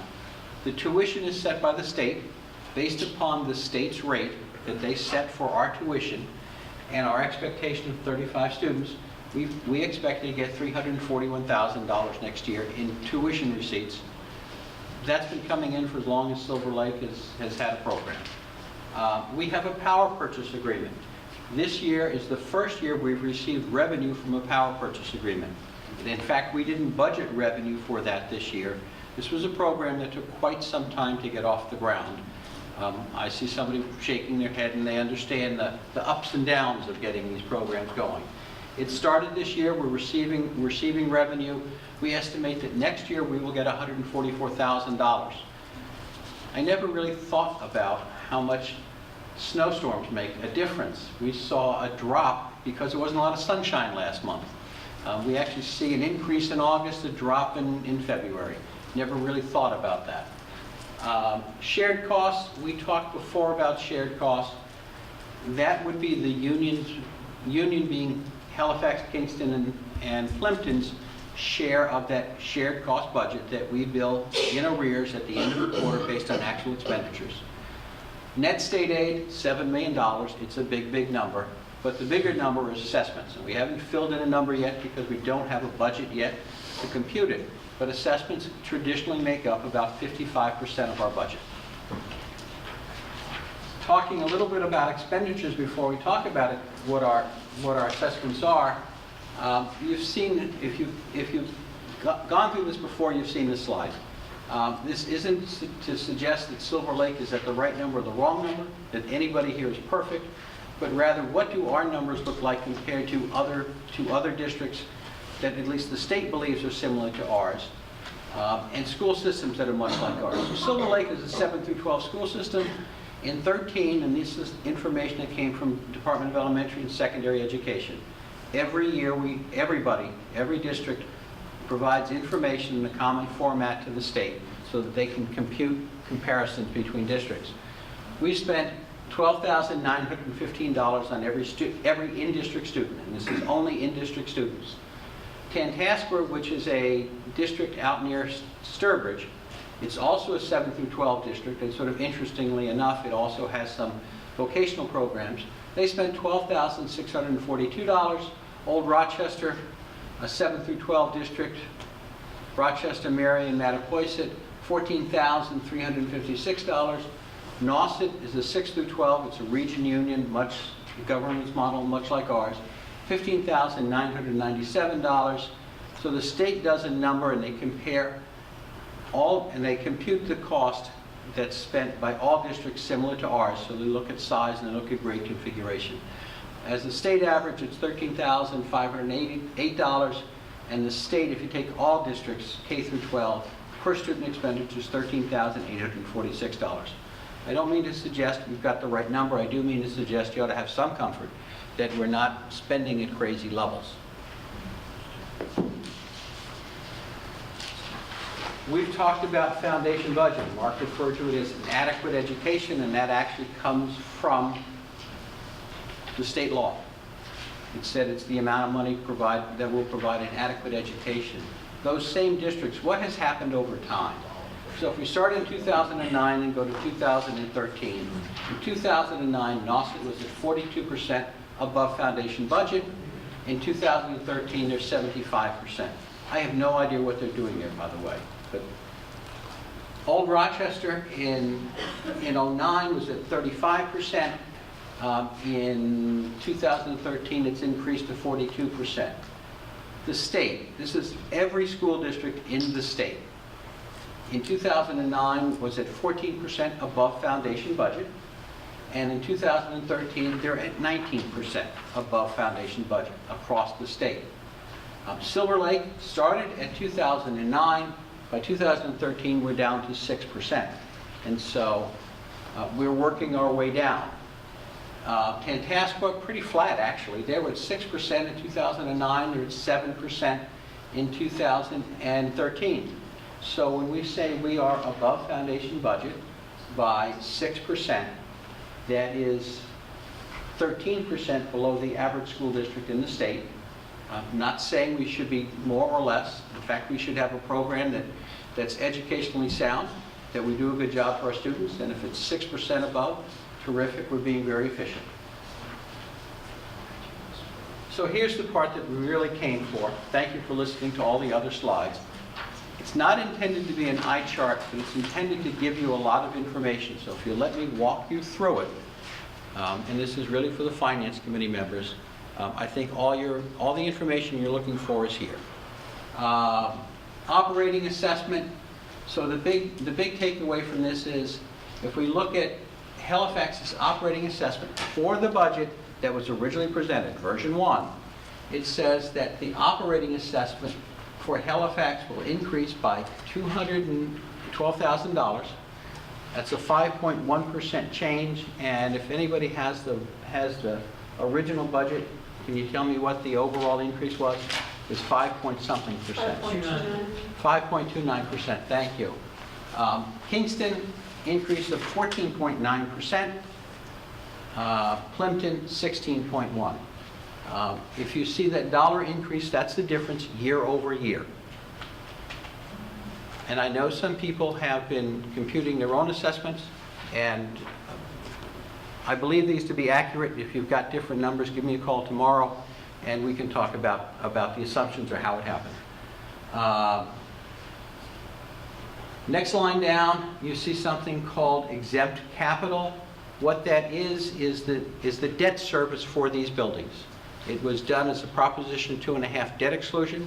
It means that it's exempt from 2.5, and when the buildings are paid off, that ability to raise that money goes away. It's called, only the state would call a 20-year bond a temporary increase. So that total that you see, if we look at Halifax, of $4,908,000 is just those two numbers put together.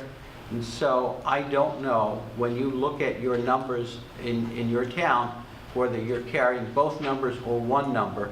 I know when you're voting in as separate numbers.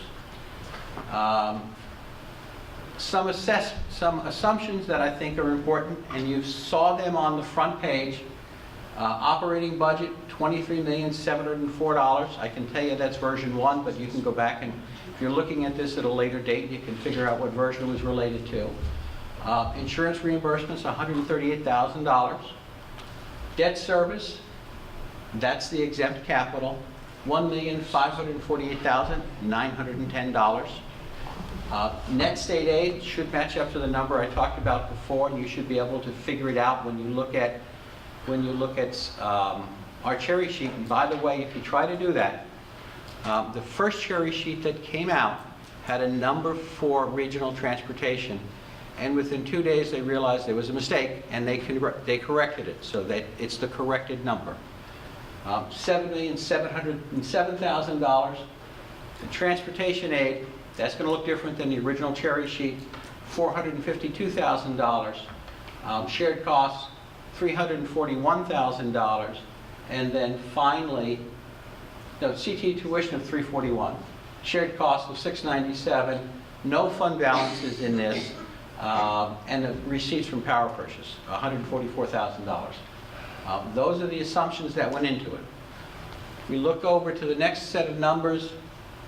The difference between exempt capital year over year, relatively minor. What's happened? Why did Halifax go down? That's because on the October 1st numbers, they have a smaller portion of the budget than they used to have. Because as you can see, the actual debt service has gone up $1,500. And then down the bottom, we have just collected all those numbers. Total assessment is capital and exempt and compared it year over year. So that's what it looked like with the very first budget that went out. We recognized that that was a problem.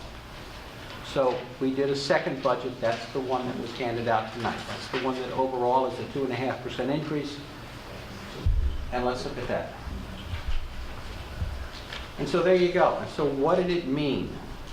Well, by taking out the $600,000, Halifax turns out to have no increase. It's actually a $1,700 decrease in the operating budget. Kingston's goes down to 10%. It's still a $700,000 increase. And Plimpton, 11% increase. So the percentages have come down. They're still healthy increases. The rest of the numbers stay the same. Nothing else has changed. So clearly the challenge is going to be not just what the budget is, but what is the assessment going to be that's going to work for people, and what does it mean to the programs that we're going to have here at Silver Lake.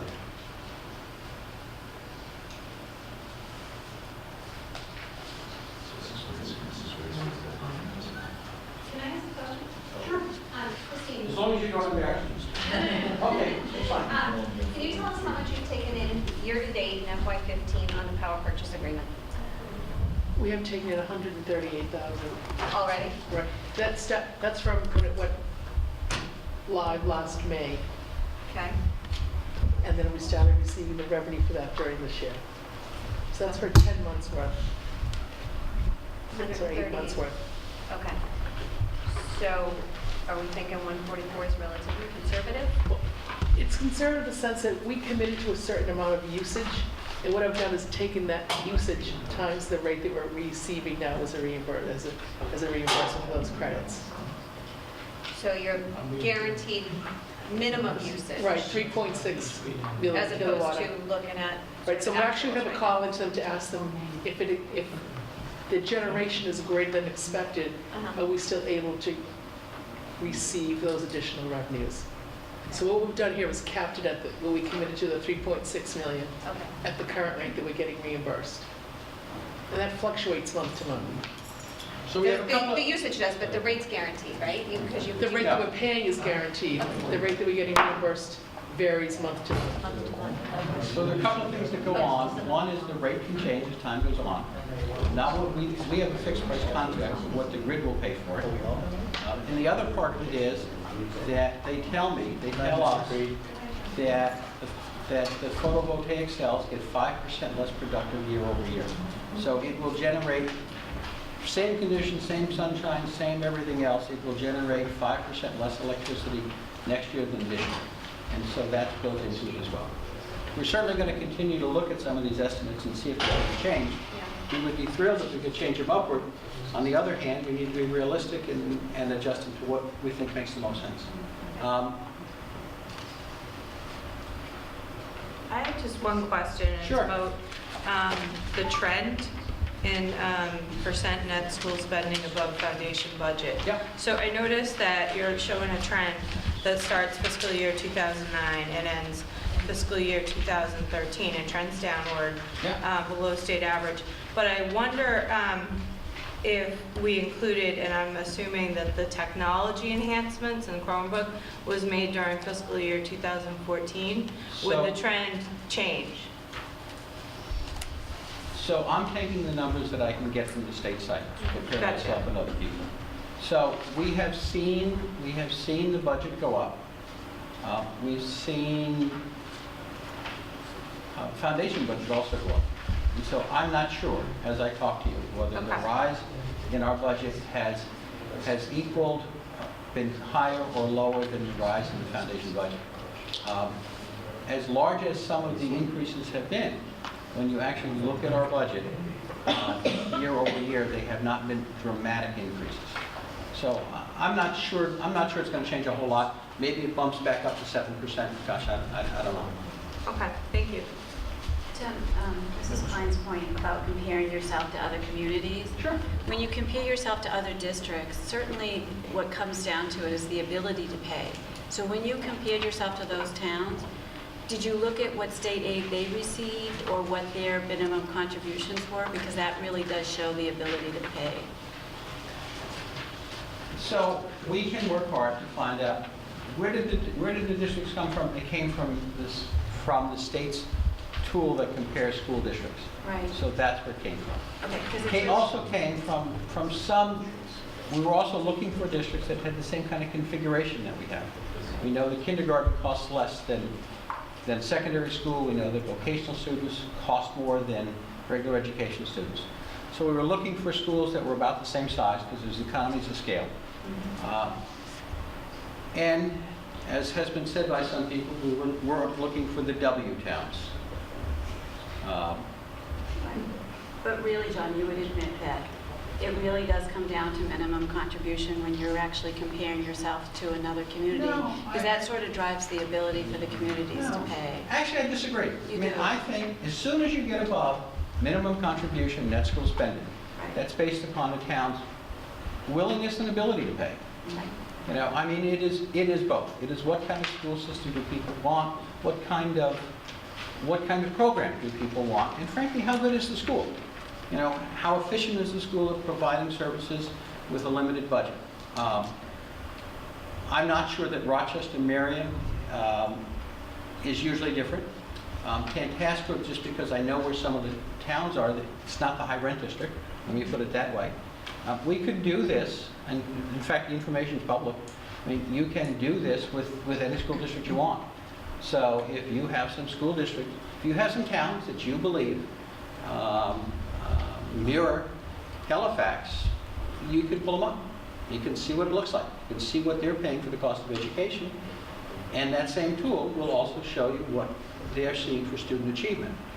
So is it the kind of school that you want? In fact, maybe you're going to find that they're doing great and spending a whole lot less money. What we know is that overall the state spends 19% more. I have a question for you.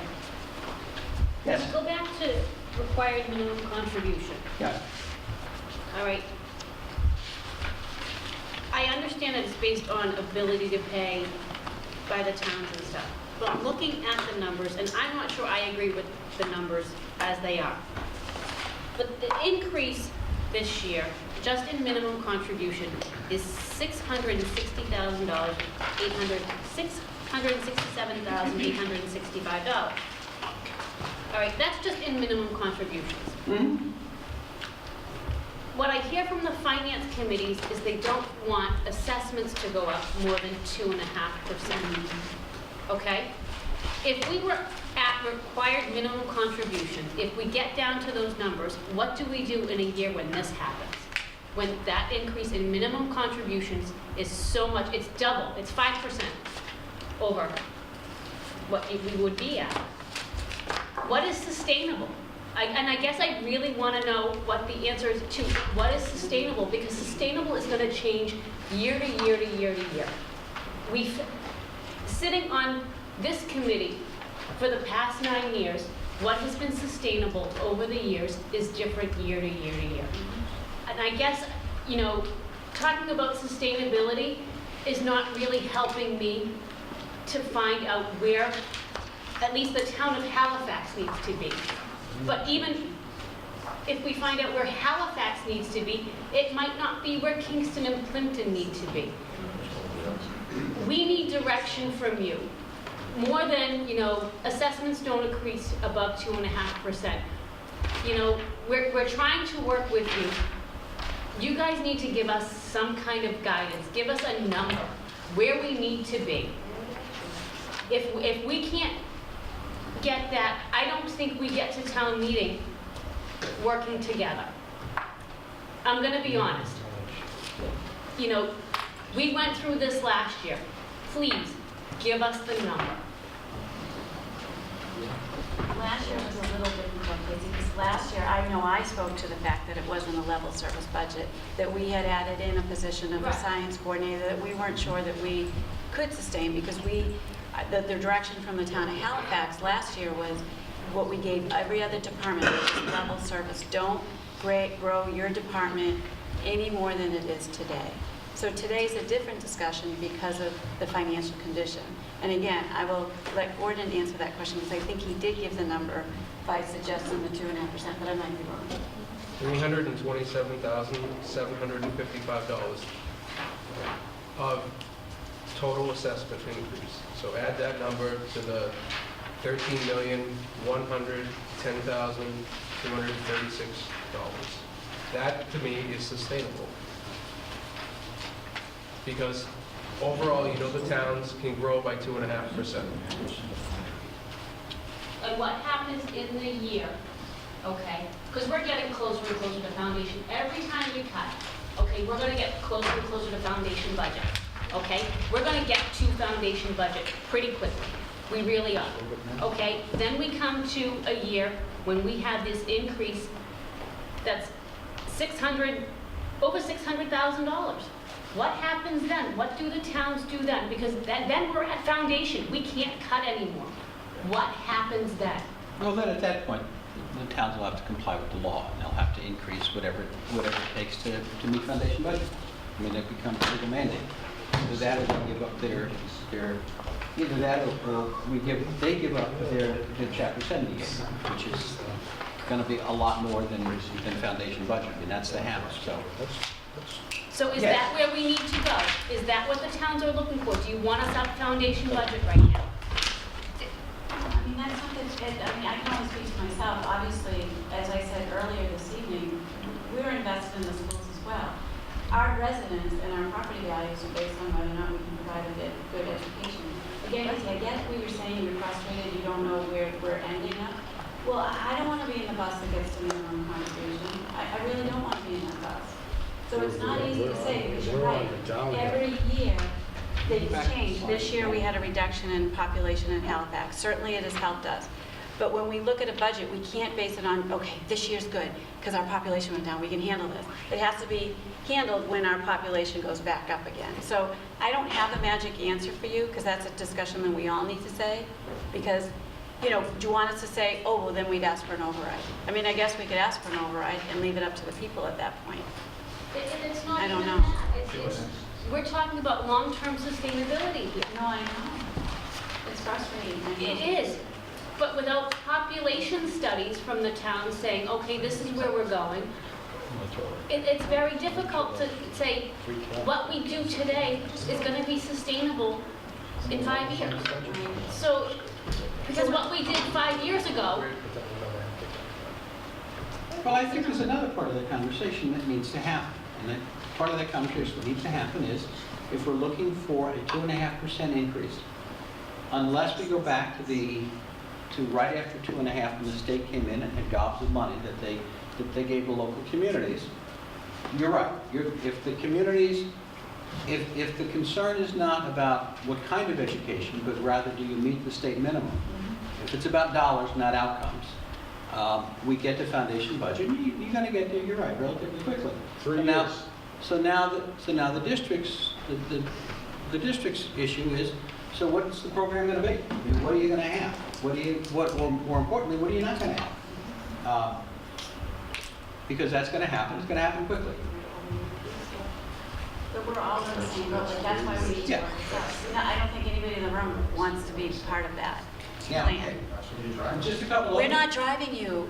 We're not driving you, Joe. Stop. We're not driving you. The finances of the town is driving you. We are not. That's the reality. Casey, to answer your question, from last year, from we pulled the numbers up from the state, we were 2.2 million above the foundation spending last year.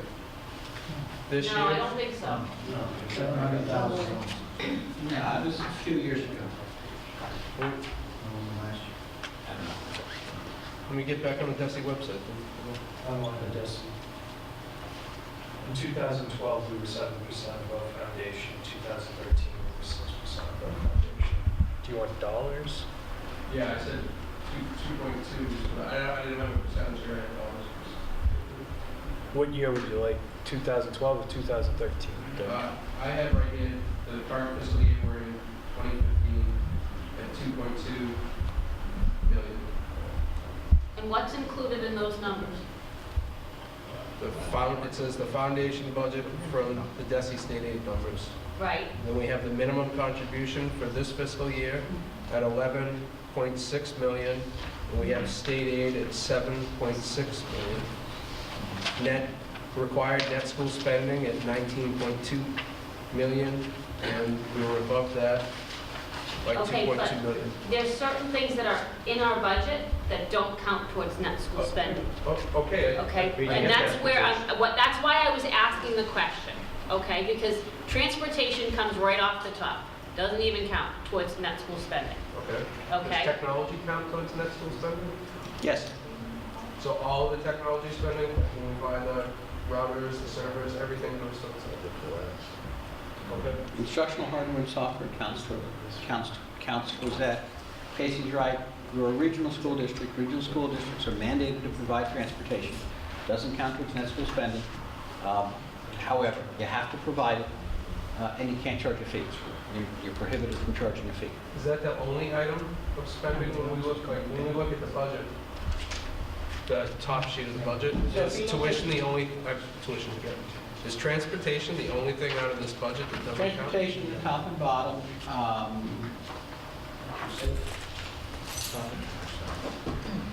The equipment, 7,300 acquisition of equipment and replacement of equipment over a certain dollar amount doesn't count. And I think athletics. No, I'm not sure. Actually, certain student services, I'm not sure about athletics. I'd have to go back and look. Okay. But the big number is transportation for us. It's $1 million. It's $1 million. That doesn't count. But I don't want to disagree that I don't want to go towards a foundation budget either. I want to provide an education for the kids. I went to Silver Lake. I graduated from here in 1998. I'm proud of this school. I want people to be proud to say that they go to Silver Lake. I don't think that the finance committees are telling you what type of education other than the dollar number that we can afford. That we're not saying, you should provide X, Y, Z. We're just saying, here's the numbers, here's the total town budget, this is what we can afford. I really thought coming into this fiscal year, before the special needs education, that Halifax would have supported approximately $100,000 increase. That's what I thought coming into this year. But when we got a $450,000 increase in special needs education, it goes out the window. I understand that, and I do think we all need to work together, so that when we go to town meeting, we're all on the same page. Go ahead, Elaine. We've got none of this tonight. Let us go back, get you, and see what we can work out. Okay. I mean, Okay, that's. one other thing I wanted to mention, I think you're probably done, and that is retirements. Retirements have often been a source of savings. Aside from myself, we have one other retirement, that's the Middle school middle school principal. We talked about it. I have none others, and that is unusual. I think last year we replaced, 14. I think we replaced 14 staff members, or we replaced 14 staff members. We hired one science teacher, and the science coordinator was a restructured position. So we had a department head, we made him a coordinator. We didn't increase the head count, we did restructure the position. So the only true addition was a science teacher, and I think it was 14 retirements. That makes a difference. But at this point in time, I have none, and I'm not sure. Do you know people left? I don't know of any coming down the line. All right, so I guess we come back to the budget on the 26th. and see where we go. Okay, I really want to set up a meeting for this, You're done. Do we have to set it up tonight? yes, we do. Because you're the one that's got the crazy schedule. Ooh, Wow. thanks. You could have warned us. Well, we can notify all these people when we decide. You would like that to see who's falling asleep. I don't know what happened to this one. Post and see. Get that down. Post and see bench. If we have it Friday at noon, or They Friday can't at do 2. Fridays. They don't want to do Friday. Okay, then that's when I'm available. I'm sorry. Can you Skype in? No. No, I can't skip into this. This is, Give me a minute. how about the 24th? Tuesday, it's a Tuesday, the 24th? Yeah. Well, that's great. You do it before the meeting? You have Kingston Selectmen too? Yeah. How about the 23rd? Not available. I have capital planning for the And I'm not available. What's more important? It works for me. That's Friday. Friday at 4 o'clock. Sounds good to me? Does that work for anybody? Friday at 4? Or the 20th at 4? I can do it early. Do you want to do it early? So, what is it? I don't know what that's going to be. We got a capital plan. We want to fund the capital plan with our free cash. Assert that. We can fund our capital plan with our free cash. That's what we'll talk about on Friday. Oh, okay. I really feel like we're trying to work together, really. That's what you proposed was the solution. I was talking about, So the 20th at what time? I could do 8:30. 8:30 in the morning on Friday? No. I need to find a page. Not available Friday at 8:30. It's a school. It's a school, we love It's a it. school. Come on, just bring her. It's How old is fine. She's Have it with us. She's 2 and 3 months. She's adorable. I want to meet her. What time is the office? You were upstairs. Oh, yeah, Atlantic definitely. Kennedy at 6 a.m. Friday. All right, well, if I can bring her, it doesn't really matter. It's any time. Of course. Gordon, I'll watch it for you. All right. We'll put them in You got an early childhood high program. school camp, yeah. Okay. Friday. As a support.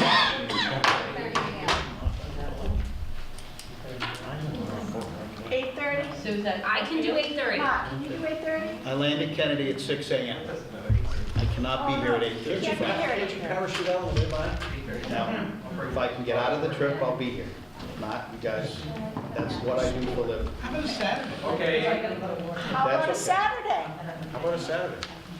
We can post it as long as you do it before 8:30 Friday. seems like it's working. It doesn't work for Mark. Doesn't work He's for all Mark. right here. It's all right, guys, enjoy it. What? No, you, Come down to Kennedy where I work, you're the chair of the... What time would you be back, Mark? noon time. Is noon work? No. Too late? I'm planning on going into work late to make it 8:30. Okay. It's either 8:30 or 4. About 4. So before. But Do no, Monday afternoon because we can't post. 4 o'clock on Friday didn't work for anybody? not at noon time Friday. 4 o'clock Friday? 4. We lose FinCon. What about Thursday? I can't. I'm in Salt Lake City. So the only day you're available is Friday? Friday. Friday at noon time. How about Wednesday? Friday from noon to 4. How I about- mean, just give me time to get home from New York. How about Wednesday, the 25th? Then the meeting's the next night. I'm not available. I'm sorry. And this is what happens when people are on too many damn committees.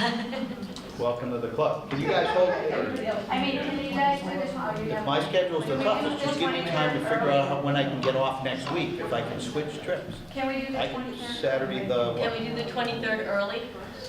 Mark? What? Are you available on the 23rd early? Like at like Monday the 4 23rd? o'clock? No, I'm working Sunday and Monday. Saturday the 21st is good. Saturday, the 21st. But I mean, what about during the day on the 24th? Did we figure any time during the 24th? Bill, Selectmen's meeting, 5 o'clock. I will be at work. 5 o'clock on the 24th? No. What about the afternoon, before the Selectmen's meeting on the 24th? No, we start at 6. No? Any, okay. Let's go back to the 20th. What time are you available, Mark? In the afternoon, I gotta get home from Kennedy. So is that 12 o'clock on? Or Yeah. 1 o'clock on? Yeah, that's reasonable. One's better. I won't have any nap, I'll be in a great mood. Sleep on a plane. Thanks. He's flying it. Doesn't it have armor?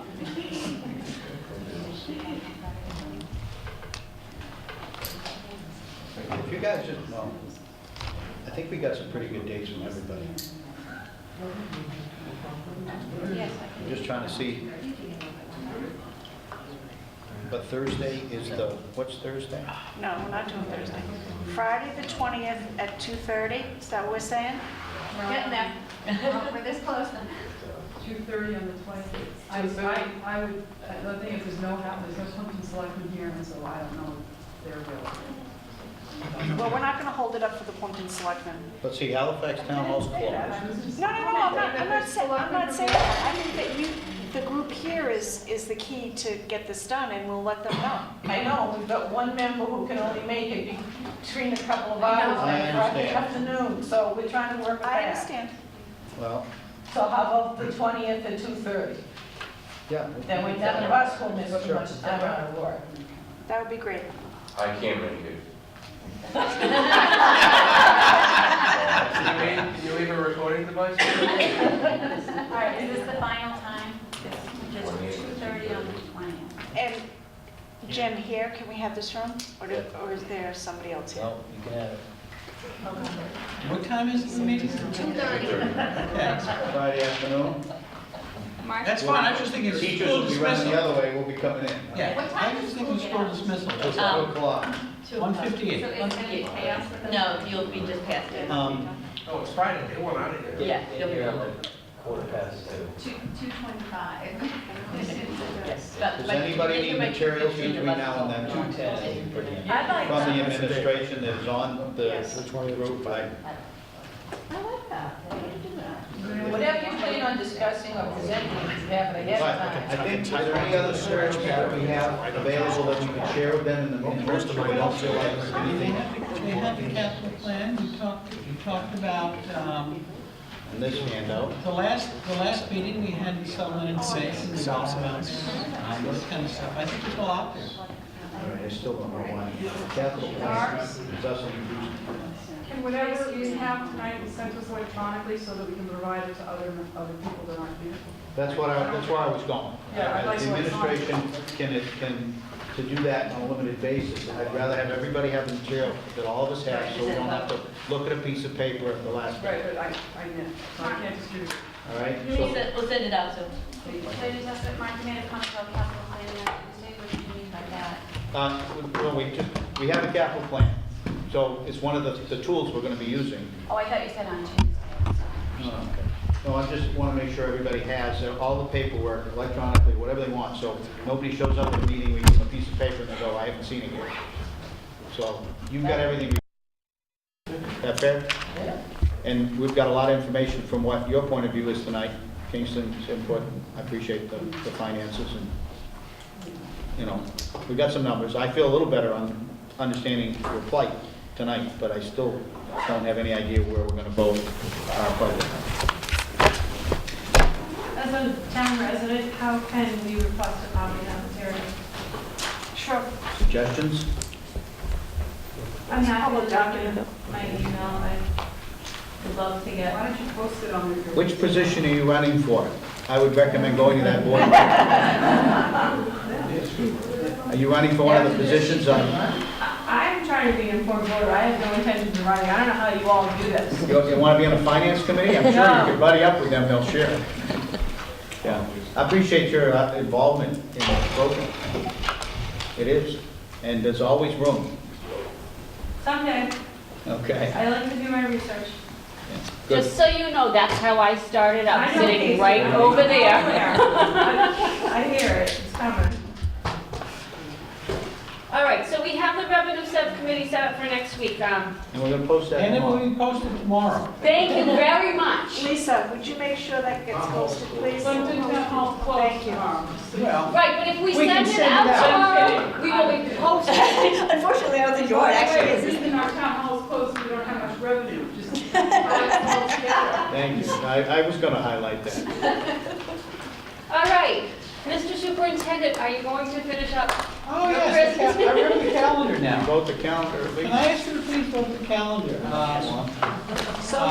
As we talked about before, we'll start before Labor Day. Actually, we'll start before Labor Day as we have with all good luck. We'll be out of here on June 16th. There's plenty of snow days. Okay, there's a motion, and there was a second? Yes. Okay, discussion. I'd like to start to consider maybe having a 1 week vacation instead of 2 week vacation. Thank you. Possibly just eliminating one of them and having 1 week vacation in March. You know, I think some districts are starting to talk about that, and my suggestion is that you let them be trailblazers and see how it works out. It will take us a while to work our way through that kind of change. I thought they got now, so we could, as time goes on, Yeah. we could be able to. My only, and this is more personal opinion than anything else. You know, when you go ahead and do that, you pick up, you only pick up 3 days. Because, of course, the school vacations in February and April are built around 3-day weekends. So 8 days you'll still have those because they're holidays. So you're getting 8 days of vacation and trading for 5 days of vacation. So you pick up 3 days, which is important, especially in a year especially a year like this. The other issue that I've always had is that February is a snow month. I've always loved the fact that there's a week in February that I know I'm not going to have to call a snow day. And it often has been a time when we use it to clear up parking lots and those kinds of things. But it's not a bad idea, and I think we're probably going to see more people voting. I was actually approached by a parent earlier in the week about the same suggestion, so I mean, it's conversations we can start having. Just food for thought, as someone who's devoted his life to the educational process in the youth. The time off, especially with the increase we're seeing in social emotional distress in our students, having those windows where you can say, in 7 weeks vacation, 8 weeks vacation, 7 weeks of vacation, you can get a lot out of a student when they can see the light at the end of the tunnel, opposed to saying maybe 13 weeks vacation, 15 weeks summer. Just food for thought. I'm not against the proposal. I'd love to examine it. I'd also like longer school days and more of them. So with the outgoing commissioner. I think, I'm not sure. Is he doing something we don't know? Although So I let's vote. think it is coming. Okay, so we have a motion and a second. Is there any further discussion? All those in favor? Aye. Opposed? Abstentions? I'd Okay. like to Thank you ask that we stop this meeting and call it a night because it's too late, I'm tired, and these guys have been sitting here a ridiculous amount of time.